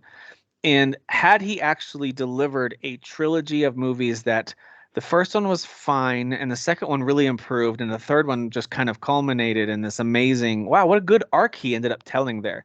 Then we might look at this and be like, this was a cultural touchstone of that decade, and but we're not doing that. Play out, yeah. He's treating it like it's a cultural touchstone, and no, it was as of right now, it was a one-hit wonder, and we'll see if the sequel can meet expectations for folks who love it. No one knew Star Wars was Star Wars until it was done. You know what I mean? And there you go, man. That's exactly it. The third movie came out, and you're like, wow, that was like a saga of amazingness or whatever. And like, but if George Lucas had made Star Wars, Avatar, and then all of a sudden in the '90s came out with the sequels, it'd be like, okay, I was gonna say, the first trilogy of Star Wars wrapped up in less than 10 years. Like, so, I mean, right. Yeah, and we're still one movie deep in this like cultural iconic. That's the thing I like, and so like a lot of my hate is manufactured out of this thing where I'm just like, society likes to tell us that Avatar is the most important thing in the entire world. Time plus distance equals hate for Avatar. That's what it is. Yeah, sure. Yeah, that math checks out. You know, but I'm always rooting for everything to wow me, because like I'm always open for something to like really sweep me off my feet, and I would love to be wrong about everything. For anyone who's listening who's missing it, I think all four of us, and I would even throw Derek in here, we want things to be good, but always sometimes the conversation around things can put a real bad taste in your mouth for whatever the thing is. A game, Avatar a movie, for me has been that for sure on Twitter, where I go, okay, I need to log off because people are getting annoying about Avatar again. Yes. Whether they are, for me, my feed is full of people defending it and talking very, very positively about it, to the point where I'm like, nobody watches that movie that much. Like, I just know. Yeah. I don't know their lives, obviously. But I don't know about you guys, but there's just no freaking way. I think it far exceeded the hype. You know, I just think it far exceeded the hype. Dan's gonna actually come on next week dressed as an Avatar. So he is. I was doing Parks and Rec. Yeah. I remember that conversation. Yeah. So anyway, Avatar. We'll see. I can't wait till we all actually see. Well, I mean, some of us will actually see it. And then we ask each other if we've seen Avatar. And then we will legit have a chance to ask each other that question. I do have an actual answer. I do have a unique perspective in that I watched it with my kids. I think we watched it last fall, maybe. They hadn't seen it before. I think it was on Disney Plus. Well, whatever. Kids would love it more than. It seems like a movie the kids would eat up. We watched it, and they really liked it. They thought it was really cool, and I was like, "Hey, they're actually working on a sequel. It's been in the works for a long time, but they actually finally have a trailer out for it." We watched the trailer for it. Whenever that trailer came out, we watched the trailer for it, and there's like I think a reasonable amount of, oh, that was really cool, and that trailer looks neat. We should go see that in theaters. Cool. But they don't bring it up. They're not asking me to buy Avatar stuffed animals. Like, they don't. I showed my one son, who's really more into games than the others. I showed him the trailer for the Ubisoft game, and he was like, "Oh, that's cool. Like, what's it? Is it like does it play like Zelda?" I'm like, "I'm not really sure. I don't think so." And he's like, "Oh, okay. So is it more like Call of Duty?" Because he doesn't think first-person shooters, but he was asking me as a first person. I was like, "I think it might be. I'm not sure." He's like, "All right." But that was it. Like, very casual conversation. So like that to me was very eye-opening. Like, we are really deep into our worlds of talking about these things so in depth, and I just watched it through the perspective of my kids, and they thought this was kind of a fun throwaway thing. They haven't asked me about it. They don't have any problems with it, but they also didn't fall in love with it. I think we definitely just need more. I think they need to really expand. Like, we need more. We just need more, guys. All the Avatar. We need all 4 sequels to come out. But it was a good reminder to me that, like, I don't take conversations about stuff like Avatar. It's a fictional conversation. We're arguing about a franchise that currently doesn't exist as a franchise. It's going here pretty soon, but people defending it or hating it as a franchise, I think it's ridiculous. It's like, just evaluate the movie for what it is. I'm sorry that people who talk about it are annoying. I'm sorry that haters annoy you. It's like calling the 21 Jump Street movies a franchise because there were 2 of them. Yeah. No, that's actually more of a franchise. Duet movies. That's more of a franchise than Avatar. That's true. 21 Jump Street shared universe, you know. The Hangover. And they did all the jokes with the spin-off sequels and stuff. The Hangover is a legit franchise, much more so. It's a trilogy. It's a trilogy. Yeah, it's a trilogy. So, anyway, all that to say, we all do hope it's good, and I hope people who talk about it shut up, because it's annoying to hear you talk about it. All right. Shut your damn I'm mouth. I mean, a little bit, yeah. I'm already dreading the release week. I'm already dreading it. Like, Yeah. I'm just gonna have to delete I'm my deleting social media. Facebook that week. I'm Yeah. I'm deleting Facebook. I'm deleting And all by of the it. way, guys, Kyle doesn't mean he's deleting it. He's logging out. He means he's deleting it for all of you that week. He's making sure Yeah. you. He's deleting it from the world. Right. Yeah, no, absolutely. I'm a hacker. You guys man didn't now. I got a realize Steam this, but Deck. he's Hacker hacker man. man. He knows how Yeah, to. I do am this. hacker man. Get Hacker the man. keyboard and start. There's a Proton thing that lets you delete Facebook for everybody. It's great. Yeah, exactly. Yeah, I Kyle just downloaded phases out. Proton 3.6. It deletes all of Facebook. Wild Hearts had a reveal trailer. This is the EA and Koei Tecmo combo, and so we knew it was going to be like a hunting game. We just Ooh, didn't know yeah. exactly what it would be like, but I watched a trailer for it and got really strong Monster Hunter vibes, which I think everyone else who watched it got that too. There were There you certain go. elements where you kind of like launch up and land on the monster to fight that I actually Yeah. was almost like, oh, Little Shadows of Colossus, maybe, but nowhere near as slow as that. That game's much slower and more purposeful. Well, the mechanic is unique, right? You The build mechanic- this weird contraption, Yeah, and then yeah. you can either climb up it and launch off, or you could build like a catapult type of thing, like Or like traps and stuff like Yeah, that. and So Monster traps. Hunter has elements of that, yeah, yeah. but I really hope it doesn't play like a Fortnite where you have to build real fast. Sure. Yeah, I like- have a feeling it's maybe just like templates that you just like set down. Hopefully, it's Yeah, not yeah, like yeah, you're yeah. piecing That I'm together fine with. blocks or whatever. Yeah, I do Yeah, not want that. I don't yeah. want a Fortnite thing mixed in. I'm sorry, I just don't want to do that. Get your damn And then you Fortnites outta floss, here. and then you floss on top of your Oh. creation. Yeah. No, Kyle, Yeah, no. yeah. Do the No. kids still do that? Do they floss? Or now They it's should- gritty. they I should think floss their gritty's the teeth, thing I now, mean. right? There's probably like a gritty Oh, I don't haven't heard that. I haven't heard that in forever. Thank you for that. That's great. the floss. Floss your teeth, kids. So I thought this looked cool. I think Yeah. if nothing else, the monster design is excellent. The monsters look really cool. It's So. Japanese folklore. It looks like, and they've done a game like this before. This studio, and I forget the name of it. It was on like PS Vita and I think have they? PS4. Yeah, Tokyoden or something like that. I'll have to pull Oh, up the name. is that them? Okay. Yeah, it's Koei Tecmo. Yeah. So they've done Monster Hunter Japanese folklore games before. This looks like a much higher budget game, like than those games. Yeah, Those were kind of it like does. B tier games or whatever. This looks like a very A tier experience. I mean, this is the Dynasty Warriors crew. You know what I It mean? is, So like yeah. this does not look like a Dynasty Warriors games. I'm not even talking about No. mechanically and visually. I've never seen them It looks ever so make a game different. like this before. Yeah. And I love the design of everything. So Especially that wolf. I'm very into this game. Yeah. Yeah. Comes out in February. February 17th is already the Oh, good. listed There's release nothing- date. There's nothing coming out in Q1 2020. I really wish more games would come out in February. So sick of the drought, guys. So sick Yeah. of it. You know what's funny is we joke about that. We did that last year too, though. Do you guys remember that? We did. Yeah, we do this with every year. Horizon Yeah, and yeah. So Elden Ring. Yep. we did have a pretty busy Q1, bleeding a little bit into Q2 if you look at the calendar.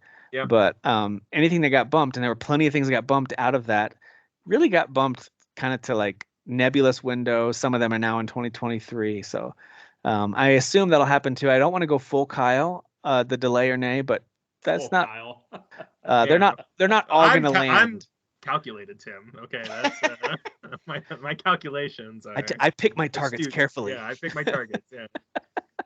I tell you, you did not predict the score moving up, though, did you? Did you predict that one? No, I did not predict a delay forward. I did Delay not. forward. Those delay forwards. forward. Tim, you didn't Delay say. forward. Still a Yeah. delay, guys. Come on. Always a delay in my eyes. Hey, speaking of delays, Skull and Bones did officially get delayed to March 9th for next year. You know what's funny is, again, the GameScoop crew gave me this count. I knew this game had gotten delayed a couple of times, but they were like, no, officially 5 delays for this game. Yeah. Wow. I called 5. this delay too, I just didn't know that. FYI. So Dang. you're welcome, everybody. That's a lot. That's a lot. Thanks, Kyle. Thanks, Kyle. Appreciate it. So even for those of us who were stubborn in our optimism for, hey, this could still be a fun pirate game, I'm in that boat. It might be. No, you no know? pun intended. I'm in that boat. Yeah, but it could very well be. You won't be This- for long. every A ladies. time it delay gets- may make it that fun game. you every know? time it gets delayed, That's what my Miyamoto says. the little bit of optimism I'm holding on to starts to decrease. I'm just like, I You don't even know gotta if I hold want. on to Tim. I don't even know if I hold want on. to play this. You now. gotta weather the storm to make another boat, reference. So. Batten down the hatches or whatever. Otherwise- Batten down you gotta batten down the hatches on your hype here. You bud, don't want. know? the I don't know how delay to batten Kraken something to or what a attack hatch is. whatever Yeah, the hell. Like, boat stuff. Poop deck. Got it. Yeah, Yeah. we got it. Yeah, we Yeah. got there, Nailed everybody. it. There we go. Ah man. Poop deck. Oh That's my semen. gosh. Semen and poop Yeah. decks. The seamen are on the poop deck. See, guys, I know ship stuff. Yeah, you get it. Jeff totally gets it, everybody. Like I'm in the Navy. Oh man. I'm All an right. idiot. So listen, there's a few other headlines, but I'll throw it out to any of you. Anything that jumps out at you that you wanted to highlight that's happened this past week you think's notable? I think it's worth mentioning to you guys because I don't think any of you have played these. Man of Medan and Little Hope both got a current gen upgrade. The last game that the Dark Pictures saga released was already current gen. I'm forgetting what it is, but it was really good. You played it. Yeah, I played it. It was last year. Can't remember what it's called, but it's really What good. is it called? It's the Soldiers army in Afghanistan. military. Yeah, it's Afghanistan. That one. But like Man of Medan and Little Hope, it's not just an upgrade as far as Man of Medan is concerned, and I can't stop saying it that way. I know. Ever since our game of the year discussions, we kept saying it. Man of Medan. Man of Medan. Man of Medan. They added a new chapter for the end, which introduces new gameplay and deaths to the ending of the game, which is crazy. Because I would definitely say the ending was very abrupt to that game, and it deserved to be fleshed out more. So that's actually a brilliant addition, in my opinion. I might actually go back and play it. It ends up being like a 3 or 4 hour experience total. Cool. It's really short. But they did add all these new features too. And if you already own the PS4, Xbox One versions, obviously you can get these for free in the stores. But they added these new features for new difficulty, QTE warning settings, improved UI and interactions, updated bearing art and vent triggers. I think the bearing art is like whenever you make a choice, there's something at the bottom left of the screen that shows like the bearings changed. Oh, that's cool. Art. Increased walking speeds. That's a big one because, oh my God, some of these games, it's like, can we run a little? Sure. So like they added a bunch of stuff that's pretty much already in the one that came out last year. Whatever that's called. House of Ashes? No. House of Ashes. Thank you. It is House of Ashes. Yeah, you're right. By the way, there's a demo for each on Steam. Oh, sweet. Yeah. Cool. They play like a super massive game. So they do. Yeah. They're like lesser. It's not the Quarry team. It's not the A team basically. So they're B tier games. They're shorter experiences. I feel like House of Ashes, they really found their niche, like how to make those games. Yeah. And that love for horror, I think, still shines. Because I played Man of Medan, I skipped not all of it, but I didn't play a New Hope or whatever it is. Star Wars: A New Hope. It's not good. But like I know that like complete ass. It's not good. Oh, that's a shame. That's a shame. But yeah, their horror sentimentality like reaches into the series as well. Hey, to their credit, they have the Little Hope and Man of Medan both have mostly positive on Steam. And House of Ashes has very positive. Because it is actually, I feel like they just put more focus into the story and making that one work as a smaller experience. And they really listen. The Steam reviews are usually harsh but accurate, so the fact that they're all in the positive realm is a good thing. So that's cool. Absolutely. And some other stuff. I had more to this headline, but it still made me laugh, and I'm kind of upset Dan's not here for it. He'll be back though. Jim Ryan flew to Brussels to complain to the EU regulators about the Xbox Access deal. Imagine being that much of a little snowflake bitch. Imagine just being that kind of person. And this is another one I've seen so many people take such hardcore sides on. Well, actually, the real villain here, guys, is Jim Ryan. Well, hold on a second, dude. The real villain is, Phil Spencer. He's in the middle of a work right now. It's so bizarre, and it's got to stem from fanboyism for sure, but like it's just so weird everyone like getting behind like their like team leaders and being like, no, again we beat this topic over the head, but it's just people rallying behind companies. You're dumb. I agree, man. I fully agree with you. I still think being the head of, is he CEO, or there's like a Japanese person that's like the CEO or whatever, right? Yeah. Of Sony. I can't remember. I think, but he's a head of. But he's like Sony the American, North America. American. Yeah, exactly. So the fact that he traveled somewhere to complain about an acquisition deal when Sony, if they could have, they would have done it too. I mean, I just don't understand. Like the lack of self-awareness is just, it's insane to me. But when you're that deep into being in a corporation and running it, I mean, I guess you self-awareness goes out the window. People are just watching dollars fall off the table right now, and they're freaking out. Jim that's Ryan what we're seeing. was the 40th Attorney General of Illinois. Oh, different Jim Ryan. My bad. Oh, okay. Different guy. And that guy is dead, so my bad. And he's dead. Sorry. Wow. How can he complain in Brussels if he's dead? Jim Ryan is the CEO of PlayStation. So not Sony, of course, but of PlayStation. Okay, so Sony is actually in Japan and like yeah. I got you. This is so bizarre, crazy story. And I just don't care. Everyone's still gonna get to play Call of Duty, so let's just. Right. I don't understand why it's such a big deal, but I love the drama for sure. We've been eating up a lot of drama this summer. We're so fat on drama. We're gonna be kind of wild to me because the exclusive content that PlayStation had for Call of Duty games the past several releases wasn't even that big. Like it wasn't like they were huge things in the game. They were small things, so it's just funny to see him get worked up over small. I like to think that he looked at his team and was like, "I'll go talk to him, guys." Yeah. Daddy. Hey, and that's what he calls himself that at the office. He goes, "Daddy will fix this. Daddy's got this." And he takes his private jet over there. Yeah. And he jumps in his private jet. And... Oh my gosh. He teleported. He probably has teleporting capabilities. Right. He actually literally has the portal gun. Oh my word. He got it. By the way, both Portal games play beautifully on the Steam Deck. Speaking of which, they make you smarter to play the games? They better. I love those games already. They're so funny, so well written, and they're great fun to play, and they play beautifully on the Steam Deck. Will I be a better problem solver playing it on the deck? Yes. Yeah. Okay. Yeah. It's gonna help. It's gonna help. There's a game. I just said what I thought you wanted to hear. So. Okay. There's a game that I did play that I forgot to talk about. It's called the Entropy Centre, and it's basically like a Portal game, and because it is a puzzle game. But you have Entropy should sound familiar from the movie Tenet.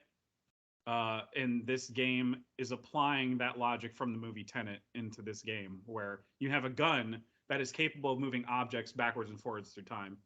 And that goes into the puzzles you're solving. So like, man, you have your brain has to work overtime for certain parts because you have to.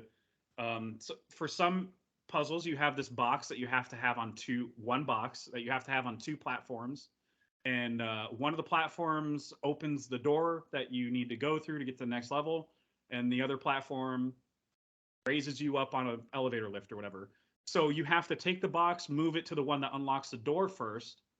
Then you have to move it over to the one that unlocks that moves the elevator. And then so you go up to the elevator. And then when you're up on the second floor, you use the gun to move the object back in time to go to the platform that unlocks the door. Your brain's working overtime on this game, dude. It's really freaking clever. I like that kind of game. I'll check that one out. When they were like, "Oh yeah, you could just move things through time," I'm like, "This is Tenet." Hey, I will say this too. On the devil's advocate side of Jim Ryan flying over, he apparently that was like 3 weeks ago. It's just now being reported that he did it. Also, time zones. So also, folks. Yeah, that's how totally. That's how this works. That's how that works. A lot of folks are saying it's very possible that with the EU's investigation that he could have been requested to come over, and there might be other executives who were requested to come and give their testimony. Everything is just under a microscope right now, and everyone's just throwing out. They're just feeding wood into the fire to try and keep the story alive. You're probably right, but it's funnier for me to picture Jim Ryan actually doing what we were saying. God damn it, Jimmy! Yeah. I got it. I got this, guys. Yeah. Daddy's got this. Papa PlayStation gonna take care of this. All right. All right. Well, listen. Let's. I picture him as just a small, like one of those gifs of a child just on the ground, just kicking and screaming with their legs and arms going in and out the door. That's what I picture. Did you guys ever see the one of the kid who's being interviewed by the idiotic reporter who's trying to ask this kindergartner, like, "So are you gonna miss your parents at school?" And he starts to laugh, but then he breaks into a cry. Yeah, I've seen that. I imagine they're asking him like, "So are you okay with Call of Duty being a Microsoft exclusive?" He's like, "Yeah." So all right, well, we'll close things out with a question I actually asked to our group over the weekend and want to see what you guys think of it too. I asked about the Final Fantasy thing, Tim. I put a Final Fantasy thing in. You did? I'm sorry, where? It's just really quick. Yoshida just said that it is absolutely gonna happen. A new trailer is dropping this month. So for what? For what, Dan? 16. And he'll have a more definitive. He's saying, I hope to be able to give a rough idea of when it will be released. So. Oh, the Final Fantasy news about potential news. 2025. Yeah, I'm rubbing off on you, Jeff. You're learning well. 2025 I just gonna get delayed till then. I love the Final Fantasy news about potential news of an announcement that might happen. I just want the trailer this month. Whatever. I don't even care. Just give me the trailer. I want a new when trailer too, man. It's like when movie studios do here's a trailer of a trailer. Yeah, right. And it's like 5 seconds, and you're like, what the hell? Tune in October 15th for the full experience. Listen, I poke fun of it. I poke fun at it because it's one of those things that like I get because Final Fantasy is worldwide clearly one of the biggest video game brands. So I poke fun at it because it's fun but like it is fun. But yeah, it is silly sometimes. I mean, he likes to kind of. He seems like a little bit of a rule breaker, like a bad boy. He's a tease, is what he is. He likes I think he wants to like just be like, listen, it's pretty much this window, but like obviously the execs aren't going to let him. So yeah. He seems like that type. All right. Well, I asked our group what are some of the best games featuring dragons. Of course, that came to mind because I'm playing Tyrant's Blessing, which involves your main character, this princess. Her main attack is to call this dragon in to attack 3 tiles at once with her fire breath, which is cool.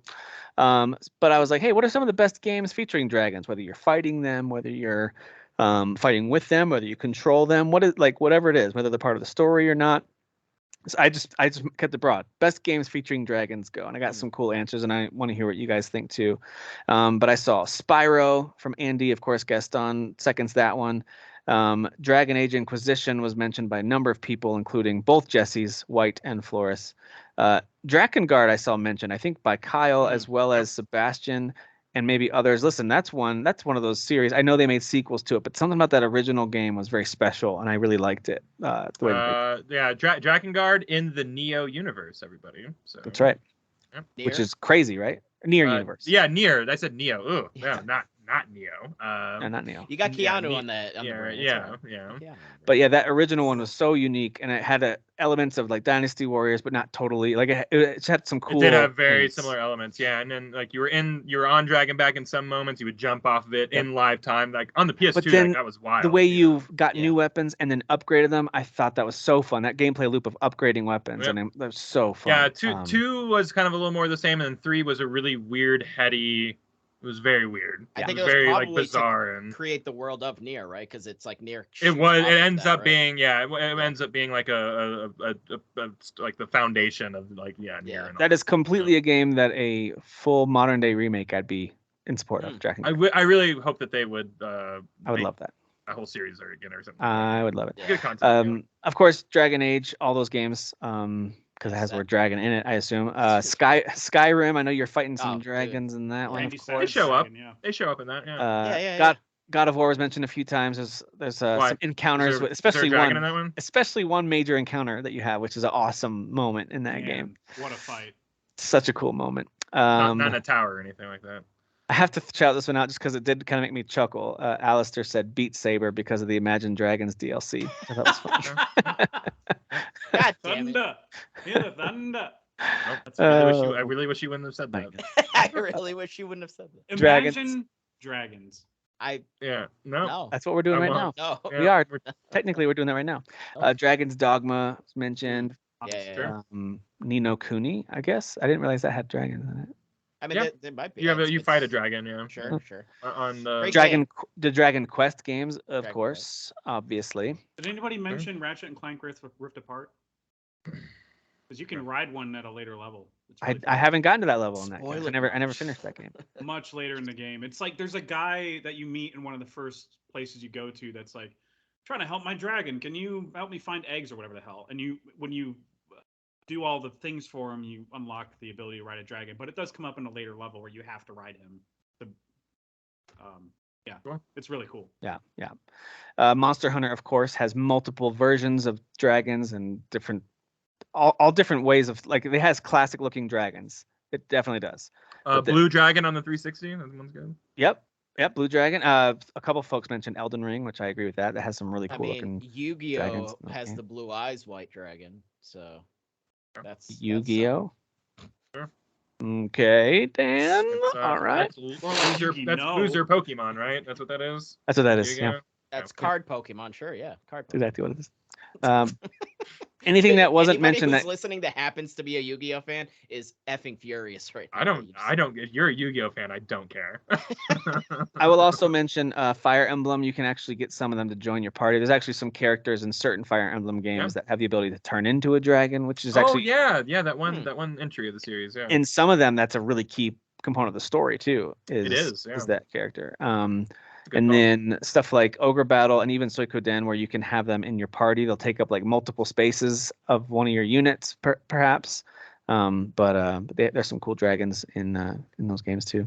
What was that PS3 game where you controlled your dragon with the 6-axis and everybody hated it? Oh my god.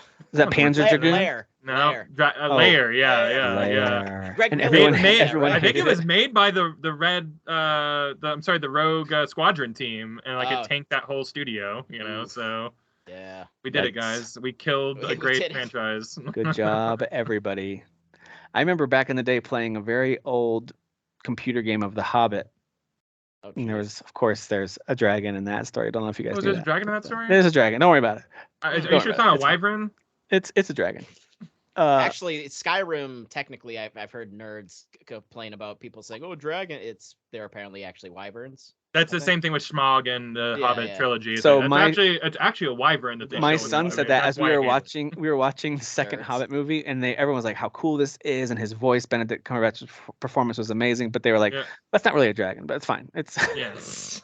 I was like, technically, all right.